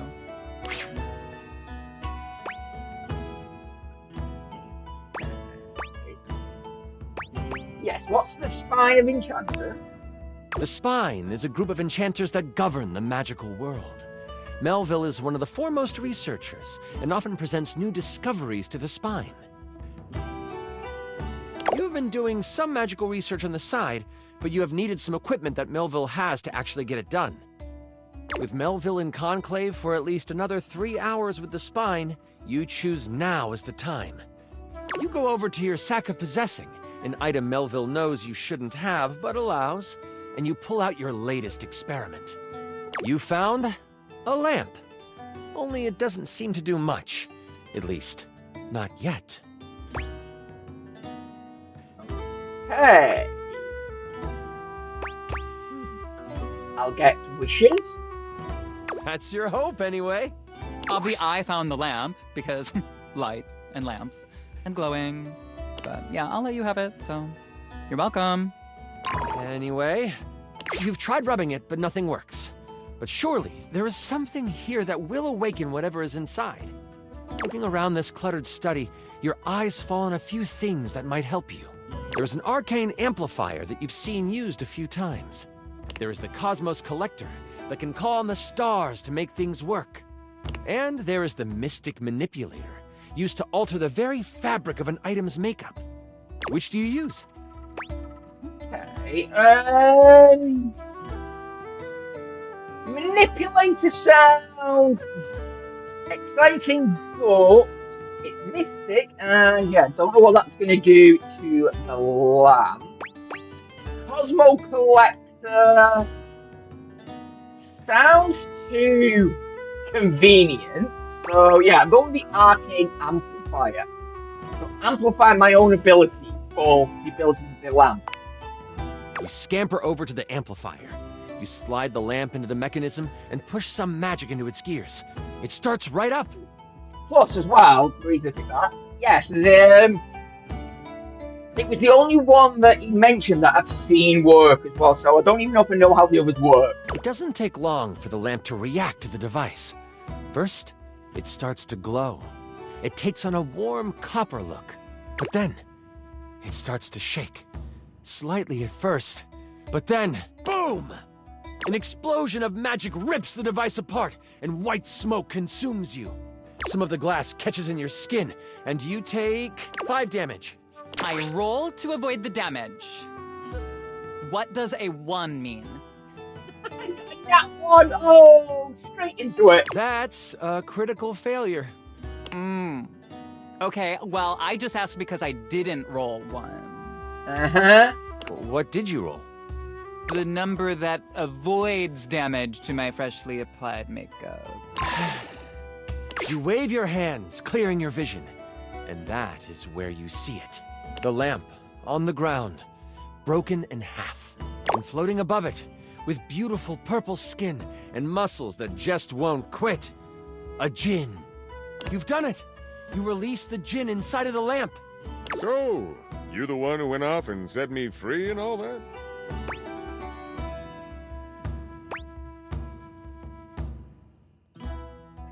Yeah, look at the mess you made. Which number one? Clean it up. The djinn looks at you and cocks out a hip. This one has attitude. Ah, so we're going with rude instead of grateful then, huh? Got it. They then look down at the broken lamp. And the one who has the lamp gets the wishes. Except there is no lamp, is there? Can't you be nice? Just give me wishes anyway. I'm good. Thanks for the jailbreak. And with a whirl, the djinn flies out the window and towards the woods. You realize that this is bad. Oh my god, can I just say that this is like terrible writing? Do one look. Like whoever wrote this did like a terrible job. No offense. You do know I wrote this one shot, right? Wait, really? Oh, wow. Okay, yeah, and I was totally joking. Because it's so creative and original. Do you mind? Wow, relax. I am just trying to give you a compliment. Moving on. Okay, yes, I'm really not liking looks. Okay. How bad is it? Djinns have been trapped in lamps to stop them from being mischievous and using their powers for evil. You have unleashed a great force into the bookshelf bluffs. All of the most powerful enchanters are in conclave for the rest of the day. And if High Enchanter Melville finds out you let a djinn loose, you might as well kiss your education goodbye. What do you do? Okay.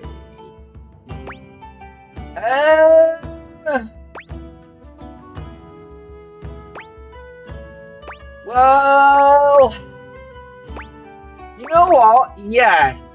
I don't think I'm going to have time to clean it up and then go after it because, well, yeah, it'll get away. So I'm just going to go straight after it. You rush to your dorm to prepare to catch a djinn. I run too, but like so fast and with so much prancing. I'm basically like frolicking in the woods, but sexually. In your dorm, your sack of possessing over your shoulder, you start to think about what you might need. But you don't have a ton of time. Your battle wand, of course. You also grab your Tome of Terrible Creatures. Flipping through it, you make sure you find the chapter on djinns. One paragraph stands out to you. It's about metal and the way djinn react to it. It's something to come back to. Oh, don't forget your ringing rock. Someone might call you. You know you can't hesitate for too much longer, so you decide to grab one more thing. Do you want the large red mystery potion? Oh, there is a box with runes sketched into it. It looks like your roommate's, but it also looks powerful. Maybe this will help? Which do you take? Okay, mate. Potion, I'm going to assume that is a health potion because it was red. What might come in handy in a fight. But a magical gizmo. Oh, I don't know which one to take. Which one should I take?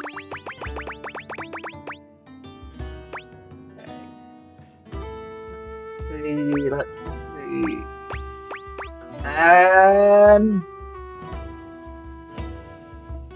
I'm gonna go with the box. Screw the health. You grab the box and shove it inside your sack of possessing. You have no time to figure out what it is right now. You quickly head out of the door and toward the woods. You get to the edge of the woods and it isn't hard to figure out where the djinn went. A path of trees has been bowled over. The funny thing is, the path seems to be heading toward a very specific location. It is headed for the hut of the groundskeeper, Moise. Moise is a bumbling old fool, but has a good heart. If anything happened to them... Okay, time to get a move on. You race through the woods toward Moi's cabin. Right on the edge of where Moi's cabin would be, you see Moise. They are tied to a tree, but they aren't resisting. A tiny gnome, Moise has always been kind to you. They snuck you herbs you needed for your experiments and may have helped you destroy evidence of a failed enchantment before. I set up a drop shipping store for the gnome, leveraging my brand. And because of my incredible popularity, I offer him a 98.2% distribution split. Anyways, I call it Zodiac Herbs for Astrological Abundance. And we make a ton of money. Fine, go away. Okay. Yeah, Moise, are you okay? Oh, I'm fine. You can leave me here. They said they would come back for me. Who's they? The tools are following the instruction of the djinn that came through here. Oh, I hope you didn't have anything to do with that. They practice the art of silence. Yes, Batch. Deny, deny, deny. All I know is that the tools need my shed so they can build a throne for the djinn. they might be able to lead you to the djinn. What do you want to do? Okay. Attack the tools. I can stealthy. I can follow him. Question the trowel. I wish I knew what my skills were, but you know what? Let's try and be sneaky for now. You decide to stealth your way out of this one. As the tools begin to head off down a path, wood and various building materials in hand, you follow them from a distance. Every now and then, you have to stop because the trowel looks like it's looking for you. But you keep going, following them for a few minutes. Eventually, they stop. All right, time for our break. We've been working for an hour, so we're taking 10. The tools all put down what they are carrying and they begin to talk. You listen closely. So, Rick, you doing all right? This work has out of your general wheelhouse. Well, thanks for asking, Spade. I'm hanging in there. Travel can really push a person, though. Oh, I know. Try being their cousin. Crazy thing is, I should have stayed in the glade with the djinn. Did you see all those leaves? They were everywhere. And I'm the perfect tool for the job. But no, lift this board, Rick. Put it there, Rick. The spade puts its tiny hand on the rake's arm. When we get to the glade, you want me to say something? Nah, thanks, though. The djinn seems like a fair guy. I'll talk to him, see what he can do. The trowel walks over to the rake and the spade. We're gonna head back to the shed after our break. Gotta pull some nails for Hammer.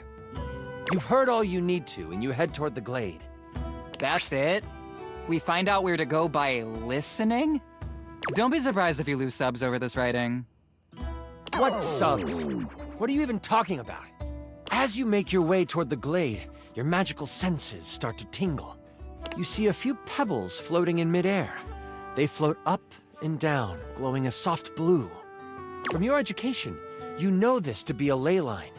It is one of many that converge around the school. You think this is why the djinn went this way, to amass more power along the ley line. But there might be more to it than that. Still, time is of the essence. You could steam forward toward the djinn, or stop and do some quick research from your book. Knowledge is power. Let's open the pages. Books are like sexy boob covers. I use them when I want to look like a librarian. You take a moment to sit down and crack open the book you brought with you. Flipping to the back of the book to find a ley line in the index, you quickly find your page. It says that while they were great sources of power, they can also be a great source of healing. You find a ritual of rejuvenation and you partake. You have gained an additional 15 health. What do I get? Can I have some additional likes? I feel like my ritual of foot picks should give me something, right? Nothing else in the book really helps you, but at least you feel more prepared for what is to come. With your sack on your shoulder and your wand at the ready, you venture toward... You travel for another 10 to 15 minutes. It is then you see it. A glade surrounded by trees and, in the middle of it, the djinn. He is feeding off of a ley line.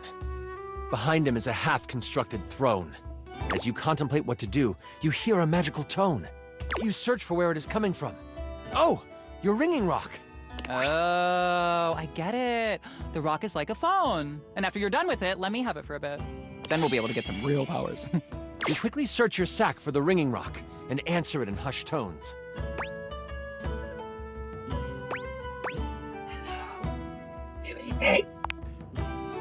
Oh, there you are. Where are you right now? That voice is one you would never forget. High Enchanter Melville is on the other end. I've come looking for you. I need you to help me in the lecture hall. We made a bit of a mess. You weren't in the study, so I figured you are done with your chores. Way. Okay. Yeah, totally am. Why does it sound like you are outside? Is that a ley line I hear? She can hear that? You know that Melville isn't the biggest fan of lying. You have a choice to make. Do you come clean? Or do you hide the truth from your mentor? We all know what the answer is here.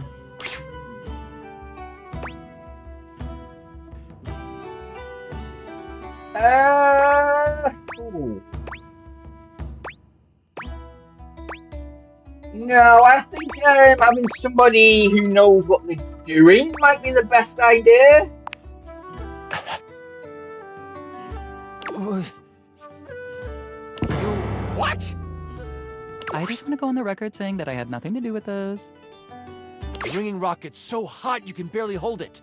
And let me guess, you're off trying to capture it on your own, aren't you? Maybe. Her signature mumbles along with some choice words rolled in there. All right. Listen closely. You need to bind this stupid thing. If you do exactly as I say, you should be fine. Mess it up, and you will be blown to bits. Got it? You listen closely, taking every action to memory, and even repeating it back to Melville. First, circle the area with soil from where you stand. Then, begin an ice spell, only touch it to the ground. Lastly, recite the haiku of holding. You should know it from class. I'm on my way to you, but you must do this first. Hold tight. I'll be there, and don't expect to get off easy. The ringing rock disconnects. She hung up on you. None of that matters now. You have to complete exactly what she says. You start to follow the steps set out by Melville. The first thing you do is... I saw this trending. It's a circle of salt or something? Yes. It's not salt, it's soil. You grab a pile of soil in your hand and, staying tucked in the trees, complete your circle. The next step was to start what kind of spell? Ice. Fire! It's Leo season, and that is a fire sign. Go away, Lux. The bitter cold pulses through your finger. You touch the dirt and hear it snap together. Now, the last step. What did you need to recite?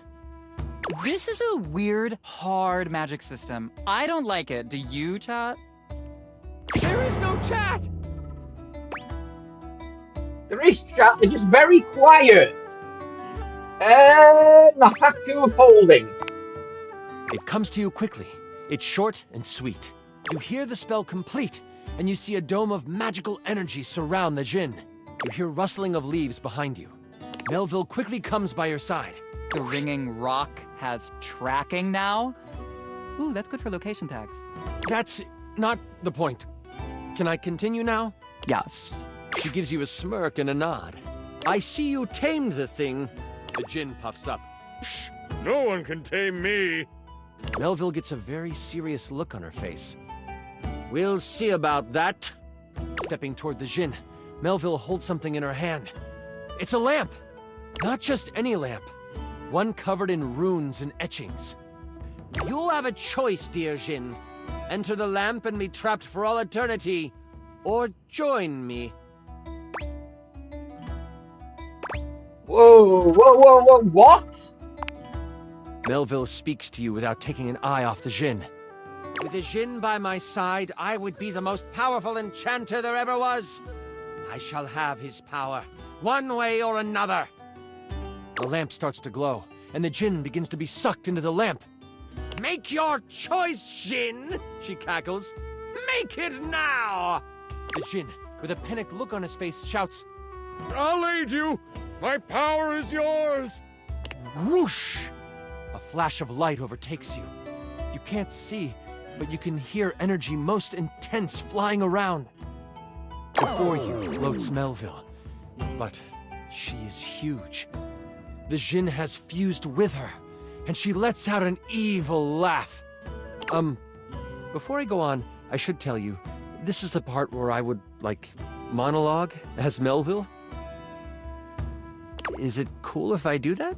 Yes! Yeah, That's the totally. best part. I'm gonna monologue too. No, you're not. Do not ruin this look. Oh, for heaven's sakes, Lux! Do it in another room, at least. Fine. Right.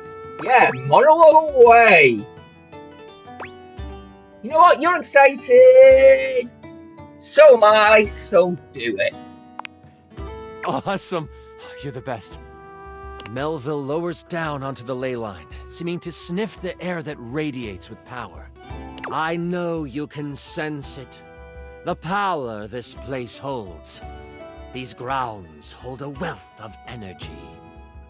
Energy that could have us enchanters rule the entire world. Mold it into our image. Could you imagine if every place was as ideal as Bookshelf Bluff? A place where learning was the only goal? It would be glorious, wouldn't it? If only we could make that happen. Oops! We can! The thing is, we've always been able to. But the idiots of the spine want to make sure we use our magic for good. What good? The world is full of evil all around us. From the Shoelace Shores to Cantalopia, evil is everywhere. But we can make it ideal. I can now make it ideal. What I will do will not be found in books. It will not be found in scrolls. The world will learn the peace we have found here, and I will force them to. There is only one problem to clean up first. You. You know my plan, and you could stop me. I can't have that now, can I? Oh, what a pity. It seems I must finish you now. Melville begins to float again. Sling your spells if you want. At least you will die knowing you tried to stop me. Melville flies at you, a spell spinning in the palm of her hand. Only she hasn't quite got used to her new body and powers. The spell goes wild and crashes into a tree. The tree bursts apart, giant splinters flying everywhere. One hits Melville directly in the arm. She rears back, a pained wince on her face as she pulls out the large piece of wood. This gives you time to react. You are panicked and aren't sure what to do.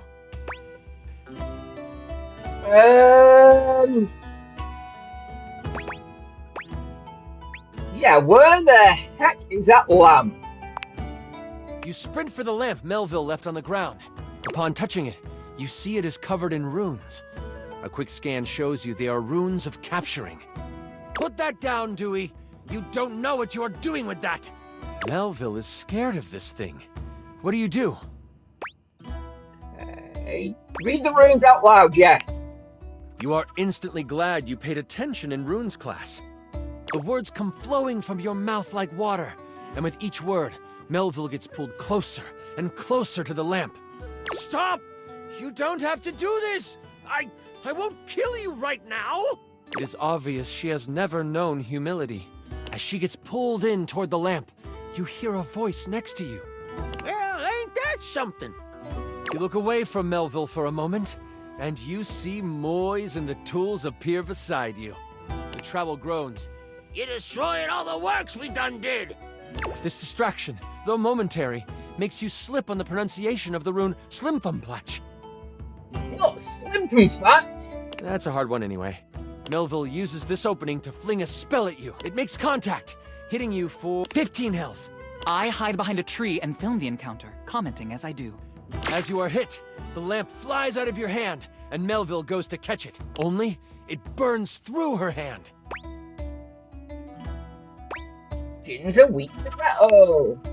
The memory of the tome comes back to you. Good thing you have metal tools right next to you. Yes, lend me your steel, you tools! I don't know about that. Trowel protests. Moise picks him up and hands him to you.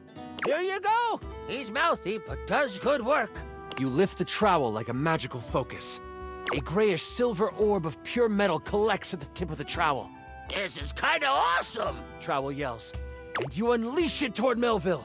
It rips through her, leaving behind a ring of smoke where it made contact. You've never done metal magic before, so you aren't sure how to summon it quickly. This leaves enough room for Melville to counterattack. With a flash of blue energy, she hits you with an arcane lance. She is still reeling from your hits, so it only hits for 5 damage. You stagger back, pushing through the pain. You lift your eyes toward Melville, and you see the other tools rushing her. Lux, are you going to help? Someone has to live to upload the tale. I'll be back here. You get a few swipes in before Melville starts to grab them by the handle and snap them in half. In that moment, as if by magic, Moise appears. Oh, this doesn't look very good. Moise lifts a hand, and vines fly out of the ground to wrap around Melville. It looks like it's holding, until kaplow! The vines are thrown off and burst into flames as they hit the ground. Now I have to kill you too! Die, Moise! Melville charges up an energy attack. You have a moment to react before it flies. You have enough spell notches to do your ultimate attack. Or maybe a higher level metal spell? Or there might be something else you want to do.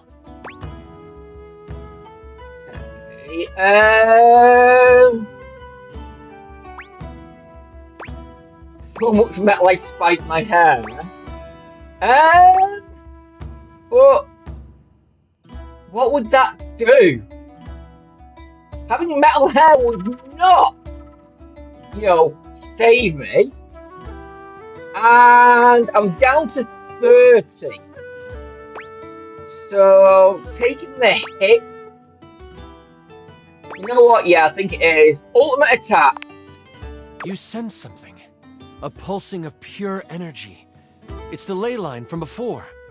Scanning quickly to find it, you sprint for it, running past Moise and drawing the attention of Melville. As soon as you reach it, you shove Trowel into the ground, breaking open the earth further. In an instant, you are transformed. Your whole body glows with arcane power, and you feel your full magical potential unlocked. Melville unleashes another arcane lance on you, only this time, you absorb it. It makes you stronger. Wait! Calm down! Remember, you are my apprentice! We can rule the world together! But you have heard enough of her. With your hand pointed at the ground, you call forth the very metallic minerals of the dirt. They quickly form a giant harpoon of metal. And as you unleash your ultimate attack, Arcane Eradication, you feel your power drain from the ley line. But that's okay. Why? Because your attack strikes true. The giant spike slams her against a tree, pinning her to it. Melville cries out, the spear of metal crackling and sizzling as it works through her. If I could, I would flunk you! But she can't. Slowly, her body melts into a pile of arcane goo. It seeps into the ground, joining the bubbling magic that lies under the surface on the ley line. You have cleaned up your mess. As you run back to campus, you mentally call dibs on all of her cool stuff. You fought and defeated an evil djinn. With your mentor gone, you are unsure of what your future at the school holds. As you walk back to campus, exhausted and excited about the many tools and trinkets in Melville's office you can claim, you wonder if your days here are numbered. But as you walk towards the main doors of the school, you see a member of the Spine waiting for you. Moise, by some magic they will never reveal, has beat you there and stands beside the High Enchanter Jefferson. I hear you took on a djinn and won.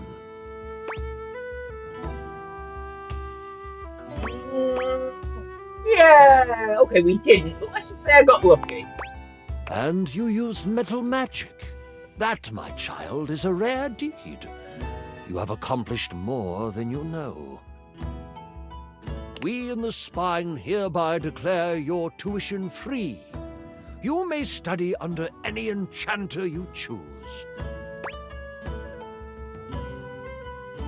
That's awesome, apparently. The hero of Bookshelf Bluff must be trained up, for you have the makings of the most powerful enchanter to ever live. We shall foster your potential. And with those words, a smile appears on your face. This is not the last time the hero of Bookshelf Bluff will be asked to sling a spell for the protection of the school. But that's another story. And I went on to be the most famous, sexy, popular, sexy, smart, popular lamp in Bookshelf Bluff. Right? Perfect, thank you. You were amazing! The way you just... Sorry. I'm just so excited with how much fun we just had. I'm floored by you. Listen, that was pretty much perfect for me.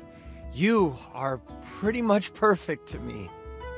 And if you were ever wanting to roleplay again, in any way, let me know. We could move from the character sheets to the, other sheets?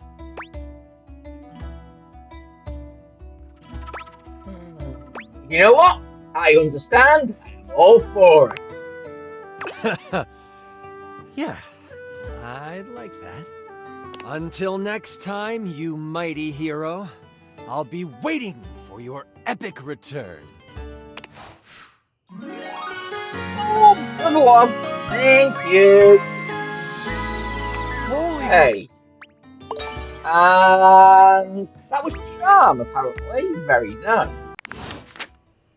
Okay, and that is the end of Sunday. Flipping heck, right. Let's get to bed because, yeah, we've got a few to check up on. And then maybe get some new stuff in. Oh, wait a minute, we've got a thing. Oh, flipping work again. Welcome to your tides! Yo! It's your boy, David Most! Coming to you live from the best virgin mojito bar ever! Like, this stuff for real is legit so good! I've had like 12, and I feel amazing! Can't believe there's not any alcohol in it! JH19! Hey, did you guys see how dope that presentation was? We rocked that! Like, people keep saying we're at dire financial straps and need urgent restructuring. Even my dad was like, you're gonna get smoked by your top competitor, Bitewave. Dead ass. And I'm like, okay, Dad, if you like Bitewave so much, why don't you marry them? But does Bitewave have a contract with the U.S. government? No. I just want to say I love you guys, but not Franklin. Don't love or miss Franklin at all. You hear me, Franklin?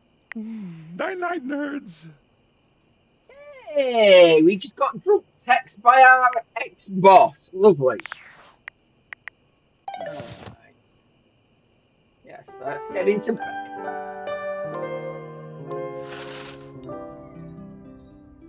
Okay, so let's see what we've got. So we don't talk to you now because you're done. Is that a different? I want to see if the chimney is different to that, but I'm not sure.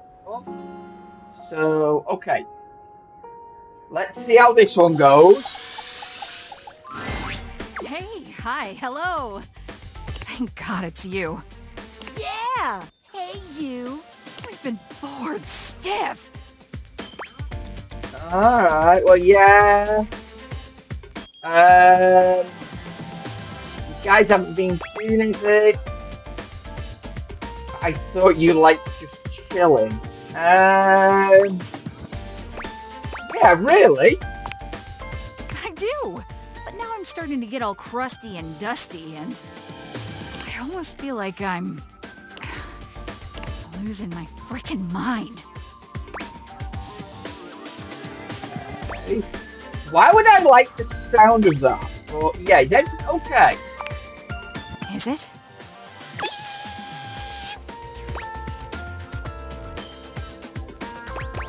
Hey, is there a fire? Ugh, I wish. You wish? I'm just so freaking bored. I want something to happen. I figured if I went ahead and screamed, it might prompt some action. Okay, stop it. Fine. Come on. There's gotta be something interesting going on. Something to stimulate the old nervous system. Is it always so boring around here now? The scent of cigarette smoke fills the room, accompanied by a sinister, cigarette-shaped shadow. Siggy hovers close to Armor, the two of them sharing a conversation you can't quite make out. What's that, Siggy? No. Unless... Yeah, what did you just say? Nothing. We could make something interesting happen. You got a look in your eye and I love it. No, we're meant to be saving her, not sending her off the deep end. Are you sure? Oh, she's sure all right. We could... There's a demonic glint in Armor's eyes. You don't recognize her in this moment. Start a fire of our very own. Yes, have you gone completely insane? Have I? If we got something flammable and found somewhere to start a fire, we could create some real action.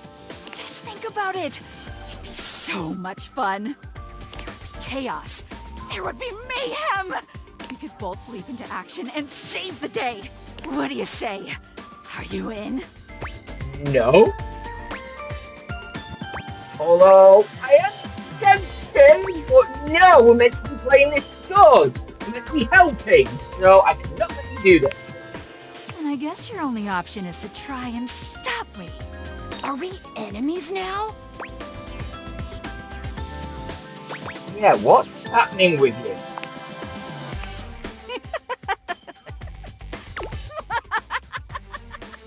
Oh, okay. The fire alarm is on fire.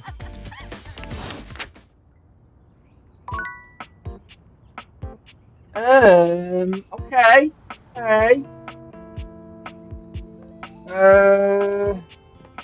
Right, look. Let's see if we can get anything out of you a minute. Lux is primping for some imaginary audience when you find them, striking pose after pose. When they see you, they roll their eyes, pausing to address you. What, you're on a quest or some shit? Yeah, keys, ooh. Yeah, keys need your help. Be nice. Oh, yeah, she wants better lighting. Need I point out the total disregard for what I might be doing? Ugh, the utter self-absorption of that request. I mean, if Keys wasn't such a total diva, she might have checked my latest posts. Then she would know that I am super busy with this update on my second snack of the afternoon. But fine, whatever. I guess I'm just that essential. Thanks, look. Bye. Yes, see, that's it. Right, we're done. We're done with looks now. Thank God for that. Right. You! You? I'm so glad to see you. I've been thinking.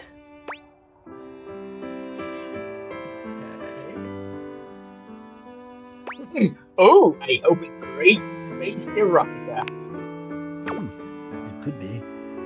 That wasn't what I was intending to share with you, but you know me by now. Any desire you express, I cannot help but do my utmost to fulfill. If erotica is what you truly desire, then my request of you will have to wait. I have written much in my spare time. It helps to ease the longing. Ooh. Yes, erotica, please. Let's get erotic. Now that you've asked, I can think of nothing I'd rather do more than read from one of my tales of steam and bated breath for you. This is a novelization of my musings. I call it Great Expectation. Love it. Yes, perfect. Of course it would. Oh, what does that mean? I will begin. On the landing outside the electrical closet, you feel a shape. It is an outline in the gray mist of the second floor. Cool fog clinging to its ankles, tracing a swirling line up a form of muscular legs, parting and closing over what would be a sad and focused face. This shape is me. You know in your bones that the focus it bears is for you. You take a step towards me, parting the mist with your passage. I mirror you, step for step, movement for movement. The floorboards creak underneath us until we stand face to face. As close to me, you can feel the heat of my body through my insulating coat. It reaches out for you. I slide my hand slowly around the small of your back, and with an inexorable pressure, I pull you towards me. Your cheek finds mine, and your breath hitches in your chest. Your heart pounds.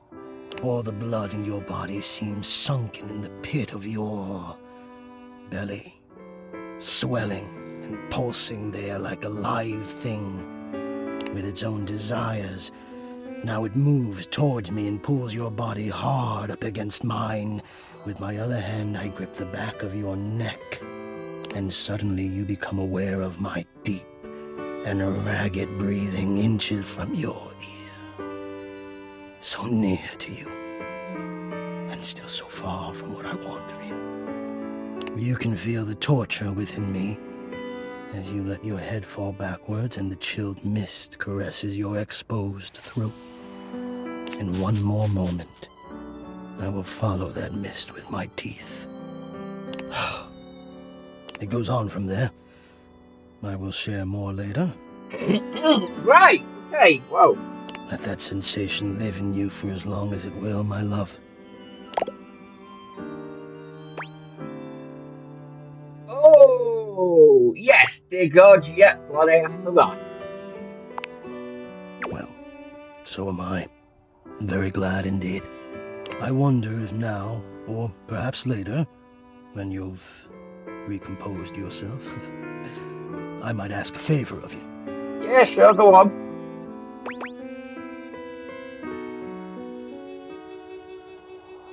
You know what? Yeah, you can ask me anything you want.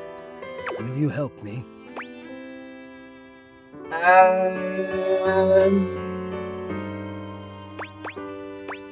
Yeah, gonna need a bit more information first. I do not let myself be seen. I become quite frightened. I have even been known to become aggressive, if I am seen at all, but most especially without my permission.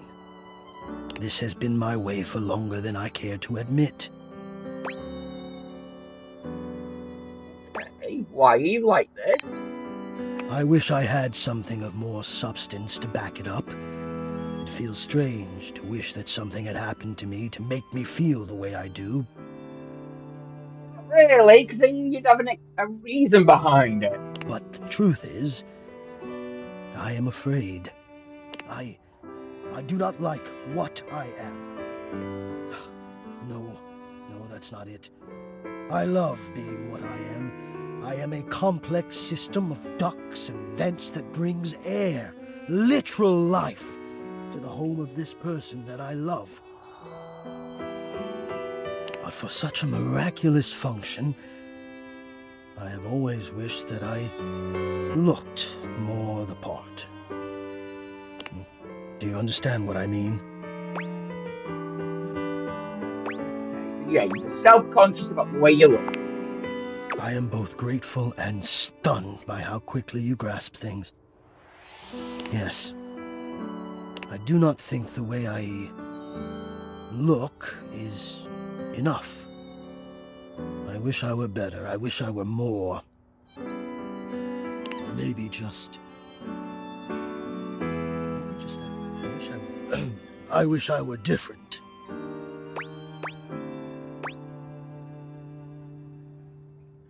Yes, I think we all feel that way sometimes. Well, I'm sure you're right, but I feel that way all the time. And I don't want to have my fear be the dominant force in my decision-making anymore. I don't think it's a way to thrive. I want more than my fear, so I have to confront the fear, and the only way I can think of to do that is to let you see me. So, I am inviting you to the attic. I want you to come up, and I want to meet you, and I want you to see me. And we'll just have to see if the fear can hold out when I've decided to be brave. What do you think? Sure, I mean, can't wait, thank you. Wonderful. Oh, God, now I'm nervous. I will see you soon. Right, okay, so, question. Does that mean now that door is excuse me, Mr. Stairs, unlocked? Get your glasses up a minute. No. Okay. Maybe unlocked tomorrow? Let's see. For now, yeah, glasses back on. I've got 2 left. So, you... Oh, good. I was hoping you'd be back soon. Any progress on my rider? Yes, lots. They've done everything I've asked? It doesn't seem like it.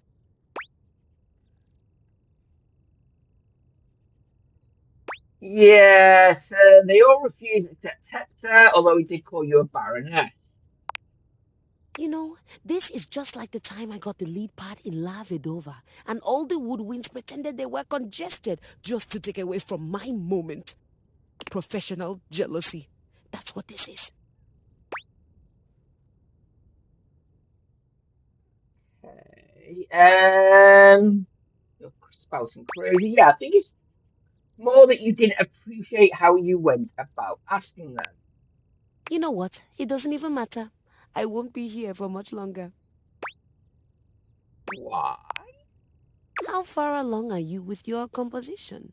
The sooner you're done, the sooner I can get back to my department. What agreement did you have with the music department when they let you collect me? I am not saying that one. No. No, I am not.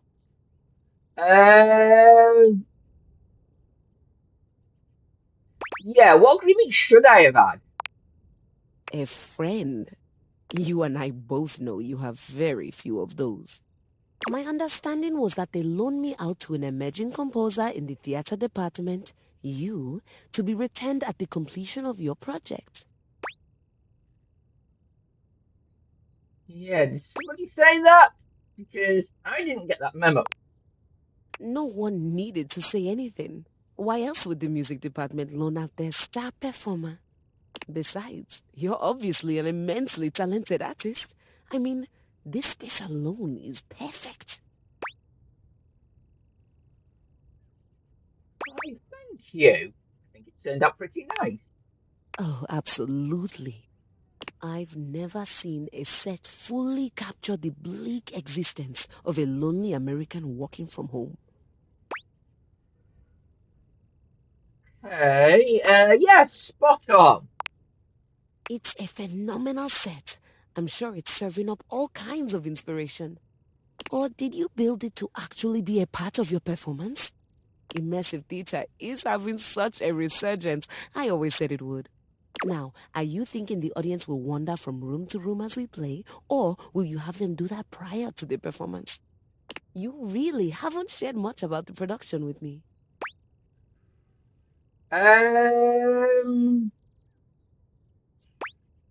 Yeah, I'm not a composer. Nonsense. Of course you are. Yeah, I work in customer service, or I used to. That makes no sense. Why would the music department lend me to you then? They didn't. You were a hand-me-down. What is that? German? What's a hand-me-down? She gasps, placing a hand to her chest. Oh, wait, don't tell me. It's an award, isn't it? Some sort of lifetime achievement? Oh my Yes. God, I can't believe I'm going to be a Hanem Down recipient. Yeah. You don't get it. No, don't just. We're gonna break her. I don't want to break her. Hanem Down. Hand me down. You know, it's the strangest thing, but it sounds like you're saying, hand me down. Bingo.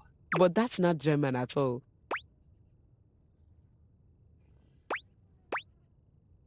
Yeah, you're right. Isn't I never learned how to play you.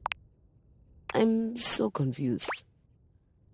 A hand-me-down is an item that, after a period of extended use, gets passed on to someone else so that they can use it as well.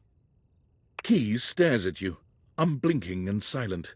You can almost see the gears turning inside her head.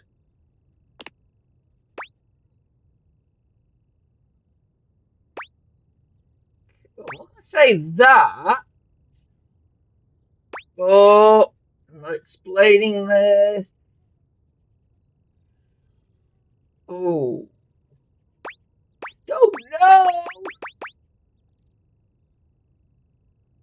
All right, let's keep going with it. This might be a mistake. I don't like where this What is going. flavor? Any? Piano flavor. I had a freshman who used to stick cherry-flavored gum to my underside every time he came into practice. Okay, I think it's a compliment. I agree. It was free gum, after all. Okay, cherry flavored gum. There we go. Deeply cherry. My flavor speaks to the muses above. Okay, the music department chews you up, but instead of spitting you out, they determine that you still need enough flavor left, and they pass you to the next person. That's unhygienic. Yeah, I didn't like reading it out, but it's an analogy. Wherein I am the chewing gum? Yep. I thought you knew. Am I at least still on campus? The movers threw a blanket over me, and the next thing I knew, I was in this room. At least tell me this is the theater department. Oh God, we're gonna give an existential crisis. Nope, you're at my home. All right. So when does a hand-me-down technically get handed back up? It doesn't. You only ever go down. And you're sure you're not a composer? Positive. Because you trail around in your robe and underwear quite a bit. That's not part of some creative process? No. Though the fantastic red shirt you wear does strike me as rather artistic. Okay, it's a fashion choice apparently. All right, you don't have to be a composer. Perhaps you're a wealthy connoisseur of the arts?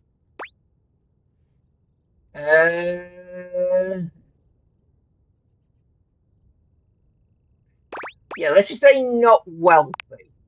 So, what you're telling me is that not only did I get handed down without my knowledge, I also have no job, no musical prospects, no financial prospects. You're not a composer, and this is my home now. Yeah. Your ready to fall in love with me now. In a nutshell, yeah. keys gives you a pleasant smile. Fantastic. Would you please excuse me? I'm going to go scream in the highest octave I can manage. Okay, that might not be good. And we've got one left, so that's you. Holy crit, you look fantastic today. Why, thank you. I've been thinking about you. Maybe we can get into some fun later? I'd love to play a game with you. Don't worry, I'd never play with your heart. Okay. I know you wouldn't. That's why I love you. And that's a crit to make me smile. Right, okay, I think he's done now. I don't think we've got any more on you to do. So, I think we're going to have to start looking for somebody new. But we'll see. Let's get to bed first. Okay. Right. Let's see if we can just finish off who we've got at the minute. I need to get up into the attic. That's for sure. Well, well, well. Let's get you out the way Who's first. back? Took you long enough. Did you find something we can frickin' torch? No! Okay, I'm not letting you start a fire. I guess that makes us foes. Just try and stop me. You're not going anywhere. Oh yeah? Well, guess what? I've got a little surprise for you. A scent alarmingly reminiscent of a campfire hits your nose. You might have assumed your neighbors are having a barbecue, but now... Smell that?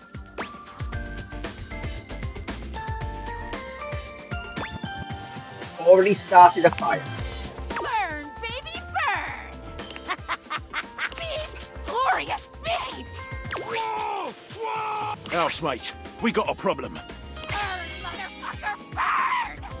Flames, death, destruction! The house is on fire! Where's Arma? Red alert, everyone! Pizza fish! Into the flames we go! Live fast, die young! Let us be consumed in a blaze of glory!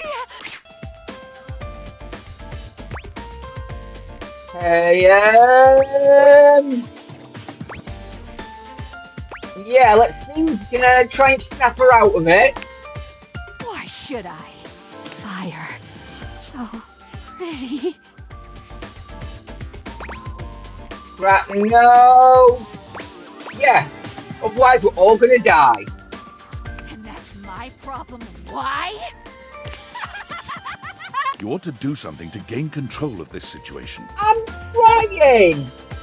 Oh, yeah, exactly.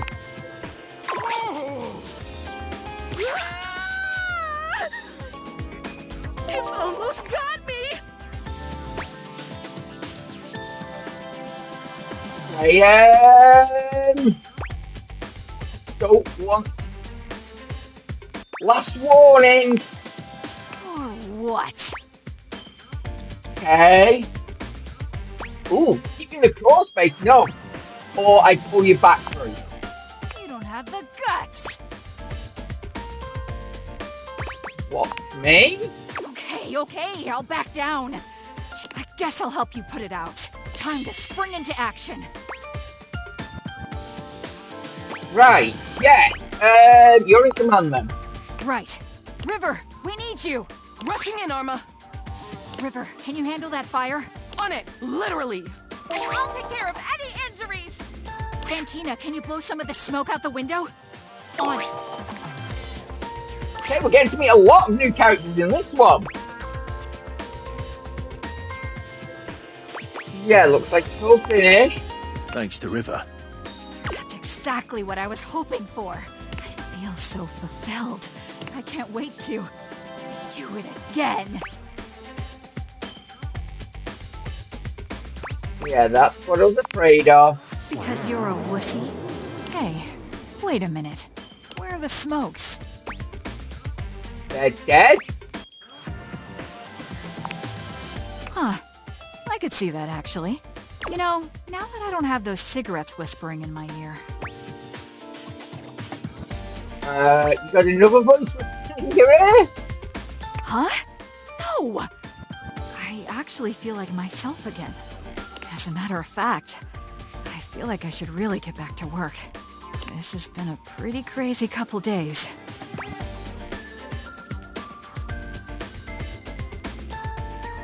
My neck brain needs a break. Smoke alarm starts smoking and lighting fires. No.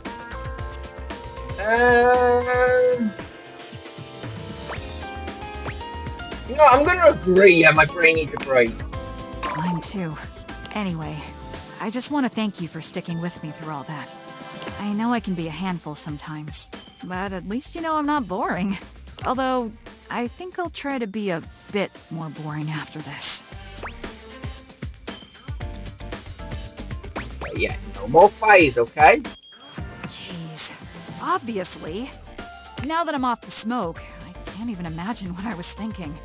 Well, I'm gonna go take a break. A real break. Not a smoke break. And come see me again soon, okay? Maybe we can do something. Something normal.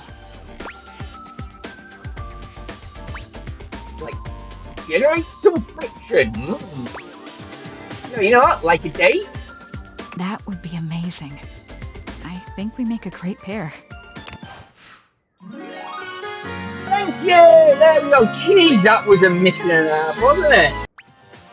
Hey, right. We got empathy off that one. Good. Right. Flippin' heck. Right, hopefully she's gonna be okay now. Can't do you, can't do that. Oh. Okay, let's see. Actually, I've got quite a few hearts left. So, okay. Let's do you. If we can salvage this one. Why, hello there, Maestro. Okay, are you doing okay? Yes, perfectly fine now. I've decided that I will be writing my own music instead. There's no reason for me to waste away in obscurity just because I was forcibly retired. I'm equipped, I have the training, and I have the discipline. Why shouldn't it be me? I've decided to channel my rage into a program piece. I'm calling it Keys Piano Sonata Number 1 in D minor, Capriccio Infernal. Okay. Type it out, okay. Yeah, you know what? Sexy title. Merely following classical naming conventions. It follows the goddess Piana, the most favored daughter of the sky god, as she's unfairly cast from the heavens down into the mortal realm. I just started working on the first movement. That's where we'll meet the characters, establish musical themes, etc. Right now, Piana has just woken up in a forest to find her wings bloody and broken. She stumbles to the nearest village, but none of the people there will assist her, despite the fact that she did ask very nicely and is very pretty. It would appear that they are jealous of her status as a deity. Okay. Is this about who veteran looks for things to help you? Okay. Yes, so autobiographical. I don't know what you mean. I'm a piano, not a sky goddess unfairly cast from the heavens down into the mortal realm. Anyway, the entire thing focuses on her attempts to get back home. Hey. You know what? I'd watch it. Watch? Perhaps in the theater of your mind? I would prefer you listen. I just started working on the first movement. That's where we'll meet the characters, establish Yeah, you've musical said this themes, bit. etc. Right now, Piana she Okay, why are stumbles you to the repeating nearest it? village, but it would appear that they are Wait a minute, wait a jealous of her minute. status as a deity. Okay, yeah, I didn't know. Yeah, that one's missing. So, okay, I didn't know you can have stories. This would be program music. The themes and developments happen through the use of leitmotifs and tell a preconceived story. In contrast to absolute music, which is more abstract. Okay, you learn something new every day. So now, Piana's trapped in the mortal realm, far away from everyone she holds dear.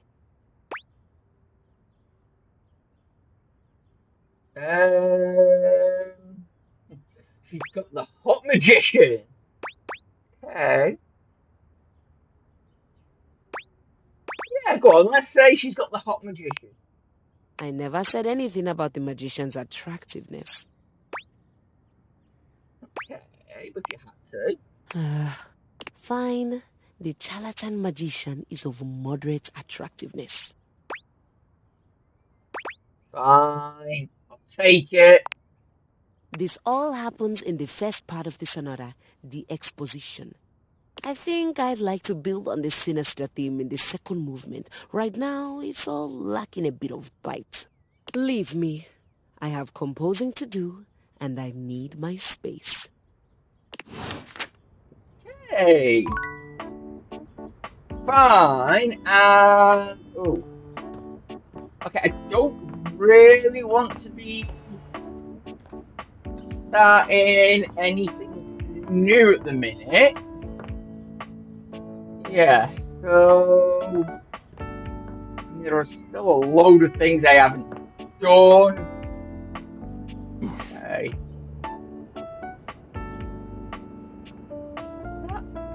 Okay. Trash, we've got you. Anyway, we've got Hoover. Sorry. Yes, we started with you, didn't we? Hey, nice to see you again.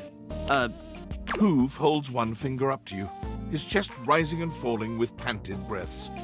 He bends over, both hands on his knees, his forehead and cheeks shining.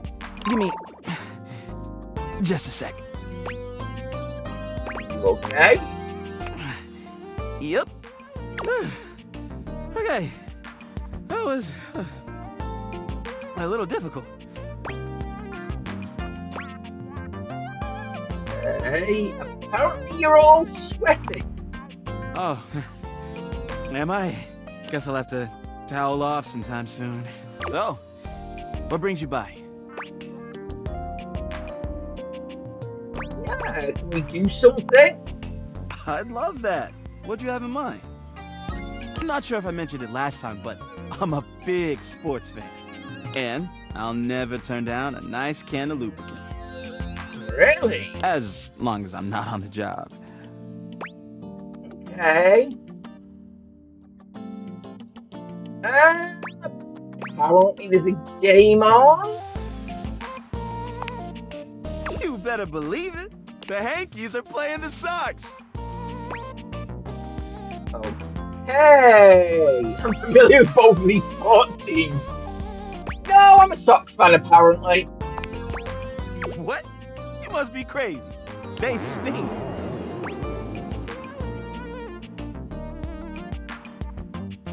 Ooh. Okay, yeah, at least nobody blows their nose on the Sox. I love a little trash talk. Well, let's go see who comes home with the dub. Come on, it's almost game time. We don't want to miss it. Okay, are we gonna actually watch a game or not? Hoove takes you to Valdivia Arena, where the two of you witness an athletic event on par with the greatest games the human world could ever offer. You cheer your hearts out side by side. Okay, they're literally soft. Okay, fine. Okay, why would they say let's go Hankies? No, sports ball. No, we're gonna cheer the Sox up. Is your heart pounding from the thrill of the game? Or is it Hoove's presence so close to you? The only thing you know for sure is that you'll never witness another matchup this exciting. Wow. What a game. Who won? Okay. Hankies plus the sock. My sock just laid the smackdown on your hankies. The third inning snot rocket was really something. Yeah, let's go with that one. Never seen a move quite like that before.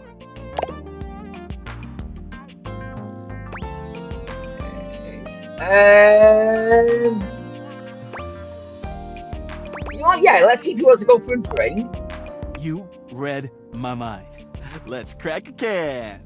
Hoove hands you a martini glass filled with a suspiciously dark liquid.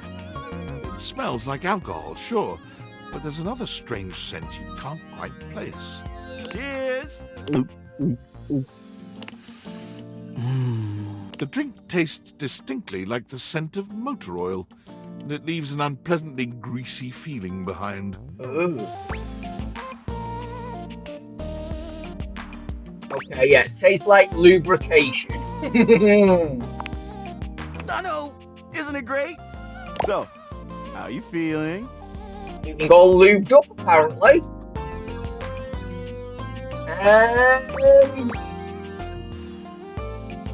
Okay, let's see if we can get another one, maybe getting drunk. Round 2 coming up. Yeah. Ooh, nice buzz going now. I hope that's lifting him up a bit. Oh, me. Yeah, let's eat some snacks and get to know each other. Sure, I'm an open book. I mean, lyrics like actually an open book. Yeah, but you know what I mean. What would you like to know?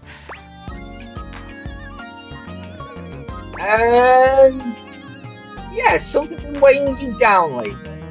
I mean, I guess I've been feeling a little overwhelmed. My suction's not the same as it once was.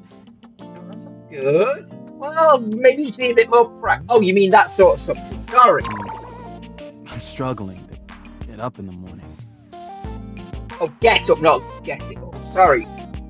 Get your mind out of the gutter. Lately, I just feel like I've got no space in my life. But I'm not sure why. I've got amazing friends, and I love my job. Every day I get to go around the house, and I encounter so many amazing things. I collect them in my bag. I've got everything you can think of. Be amazed at the stuff I find.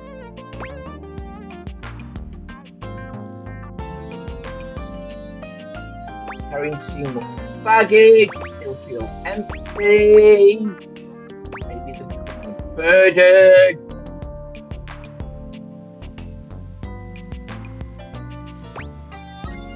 Yeah, maybe you just need the bag emptying. That's just it. But I don't know what to do about it. Yeah, what if you emptied your bag? Emptied it? Oh. Wow. I don't think I could do that. If I emptied it, there'd be nothing left. And then what would I be? Just empty. Just nothing. Just, no. No, I can't do that. Yeah, what if you start with one or two things? Oh, I don't know. All that stuff is kind of private. I mean, I'd love to show you some things, but why should I trust you? Okay, I'm worthy with drinking buddies.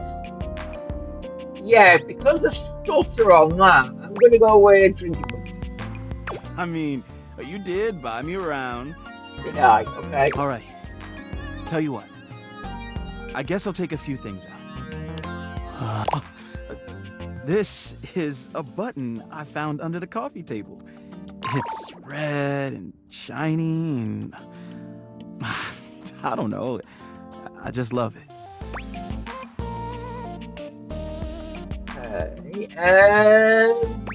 Yeah, I'll hold on to it for you.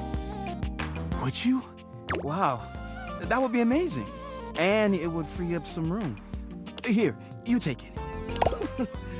Wow, I feel lighter already.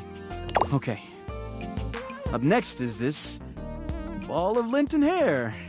It's pretty much what it looks like. Yes. Really gross. I know. Sorry. I feel like I just hold on to it because, actually, I have no idea why I still have this. Okay. Wanna get rid of it then? Yeah, why not? Goodbye, gross lint ball. You served me well. All right, but how about this? It's an old crumpled up collectible card. Could be worth some money, don't you think? Yes. Let's see if I can keep it for you. Oh, sure, that would be great. Going through all that stuff was pretty tiring. Thanks for taking the time to help me with my problem. And for hanging out with me today. That was great. I'm always around for everyone else here. So it's a little new for me to find someone to take care of me like that. I'd love to see you again soon. Don't be a stranger, okay? Yeah, what are you going to? Buy hot stuff.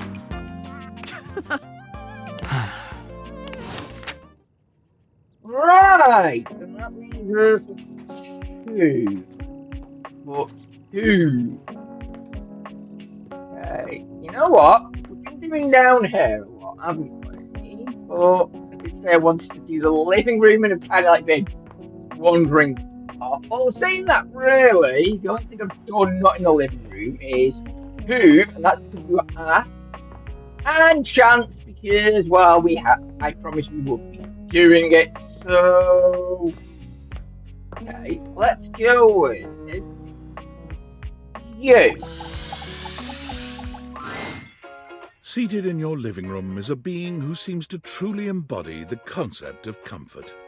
His arms are draped over the back of the couch, his head tilted back, and his eyes beginning to flutter shut. He looks just as though he's about to fall asleep, but when he sees you approaching, he shakes it off, looking up at you with a sweet smile. Hello.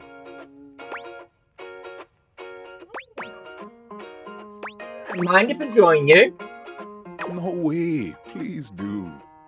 He pats the seat next to him. Come on and take a load off. I'm Koa, by the way.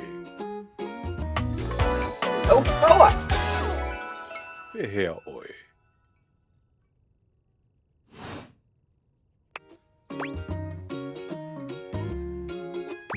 Nice to meet you. You too. Most everyone would continue the conversation from here, but Koa only closes his eyes, sighing pleasantly. You wait for him to say something, but all you can hear is his quiet breathing. Okay, so...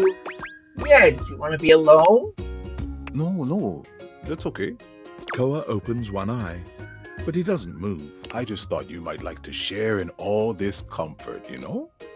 Couch culture is really all about taking it easy together.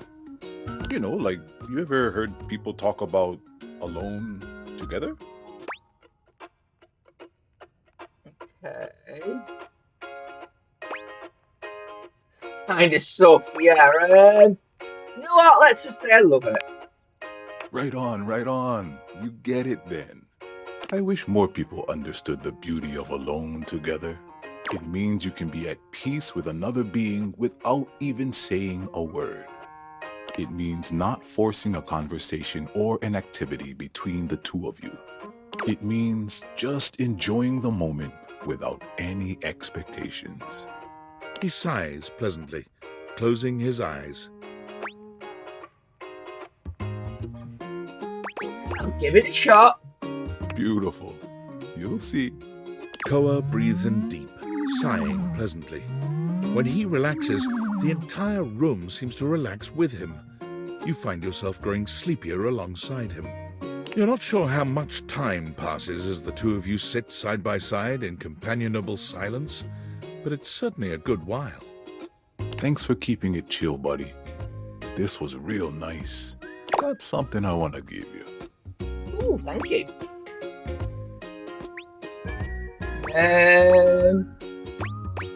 Yeah, free money. It's not free, it's your money. You know, in couch culture, we're not big on expressing ourselves verbally.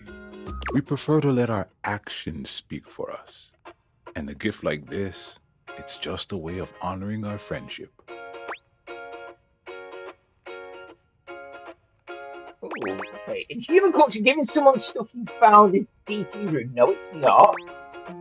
Yes, I'm touched you share your picture with me. I'm just glad you appreciate it. Koa yawns. I'm gonna take a nap. Feel free to stick around as long as you want, alright? Okay. I'm just so comfy.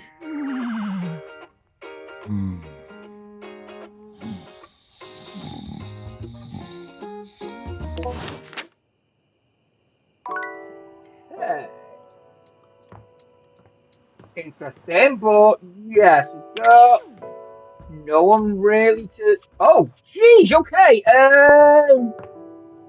Yeah, that fire really did a number on the wall, didn't it? Hey, what? I didn't actually think it would do it. It was a. Wait a minute. What about the fire then that was down here? Excuse me. Said. Yeah, did you say there was one right in here? Now I can't see it. Wait a minute, because I've got more areas where. Yeah, there's water. It's not you. Not in here. Okay. Interesting. And got you here. No. Okay, I don't know where the other one was, but yeah. Okay, seen that thingy. Right. Oh, sorry. Oh, and I've got a message on Discord. Okay. Tinfoil hat again. Based on how plastered David was in his last most mail, he must have finally discovered the prototype is missing. He'll sober up soon, though. And when he does, he'll stop at nothing to ensure its retrieval. If he fails, he'll be at the mercy of some very powerful people. He'll never allow that. Okay. Yes, how do you know all this? I guess it's imperative that we trust each other. And I've been asking you to trust me without being fully transparent. I know all this because I created the Date Theaters. Dun dun dun! Okay, prove it then. There's no time for that. Anyway, I can't talk now. I'm stealing coffee shop Wi-Fi and the barista finally noticed I'm only ordering tap water. Remember, under no circumstance allow David to know you possess the prototype. Okay, fine. Right. And yeah, I've got one more left, haven't I? So, you know what? Yeah, let's do the other DLC, since she hasn't turned up for a while. An armored warrior of some kind stands before you, a massive sack of loot slung over his shoulder. He greets you cheerfully, something about his smile and tone reminding you of your own customer service voice at work. Hey there, I'm Michael Transaction, but you can call me Mikey. Congratulations!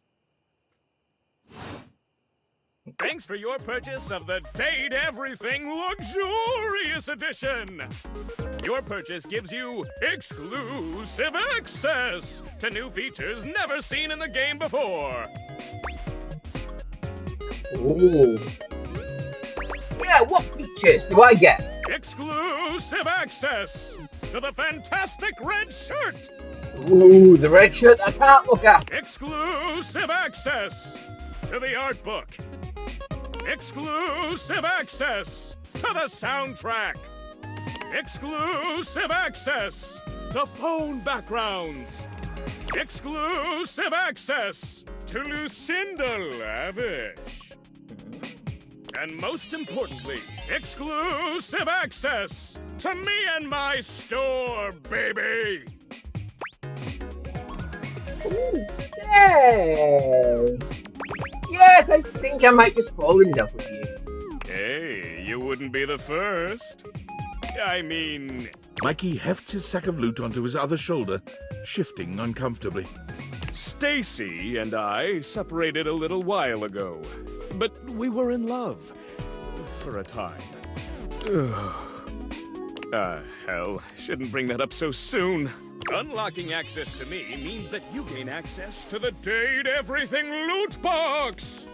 Oh, a loot box! We all love them! Each day, you can pull me up to 5 times for my extreme bonus armor! Yes, do I need armor Datingson? This armor is so powerful that it can raise your spec stats, meaning that you can blaze past huge portions of this game on your path to 100% completion! Okay. What if I like taking my time, though? Then you'll love pulling for my armor regardless! It's fun! You can pull for my common boots of true presence. They have a high chance of being pulled. Or you can pull for my epic gauntlets of stardom. They have a small chance of being pulled. Or you can pull for my legendary cuirass of unwavering magnetism. This extremely rare piece of cosmetics has a tiny chance of being pulled. But it does exist! Trust me, I'm regulated by several gaming boards. Hey, looking forward to getting them. It costs a mere 8 brundles for each pull. Brundles are a special kind of currency that you have exclusive access to. And how do I get these brundles? Yeah, what do brundles look like first? I don't know. But they taste amazing! In order to get your hands on some brundles, you have to spend money. You get 5 money per day. Save up for big pulls. I love the way he says money. Sounds like Mr. Krabs. Okay, so yeah, how do I get money if I don't have a job? You're asking those thinker-type questions. I love it, and I always have a great explanation.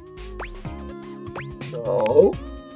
Oh, well, you said money with no capitalization. That's totally different from money with the capitalization. You have very little money. But just by being at your home, Valdivian pays out its employees 5 money per day as a way of saying thank you. That? Yeah, that. Come by when you've saved up enough money and pull me, baby!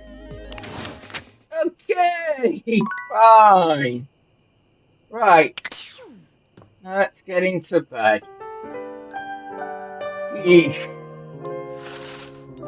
And talking about getting into bed, yes, I think looking at the clock, it's time I went to bed because it's just coming up on midnight and I'm up early tomorrow morning. So, don't worry, I'm not just going to leave this here. We will come back to this in a while. Don't know when exactly, but at some point we will be back. And yeah, we'll carry on trying to date everything. See if we can get this door open. And yeah, find out what he actually looks like and who else is hiding around their house. So, I hope you're looking forward to that and will join me back here. But before we go on, yes, a minute, why is that not? Wait a minute. Here we go again. Here we go again. Excuse me, Steam. Not Steam. OBS. There we go. Yes, you have changed. It's okay. OBS was just playing slow bugger on me. So yes, right. With that, we've got a few things coming up this week. What we on? Tomorrow we've got the usual Blackthorn Arena Reforged. On Friday we've got Avowed, as well as on Monday. Saturday, I haven't decided yet. I'm still trying to figure something out. So possibly just a one-off, maybe a new series. I'm not sure yet. Sunday will either be a one-off that I've got planned for it, or it'll be a different one-off to Saturday. We'll see. And then yeah, back to next week. Monday's Avowed, as I said. Tuesday, we've got Hard Space Shipbreaker You Only Live Once, what is going to be starting to get a bit more tricky and interesting. And yes, as I said in the last episode, I've recorded these a little bit in advance. So yeah, we've got that to sort out. But let me know, because I haven't seen any come up yet. I do check the comments regular. But let me know what you think of the editing in it. Do you prefer, yes, the straight cut, just cut from point A to point B, get on with it? Do you like the speed up? Or I did try something slightly different in episode 3. And yeah, I put a fade into it. So let me know which ones of them you prefer. Otherwise, it's going to be a mixture going forward, because yeah, I can't decide myself which way is best to keep you all interested in it. So we'll see how that goes. See if anyone actually comments or messages. But yeah, and then next week, no idea what live stream I'm going to be doing, because yeah, I might jump back to something that we've not played for a while. It might be something completely new. Don't know, haven't decided yet, but we will see. But in the meantime, I've been Senk84, and this has been the really enjoyable Date Everything. Thank you so much for joining me. Look after each other, and until next time, goodbye.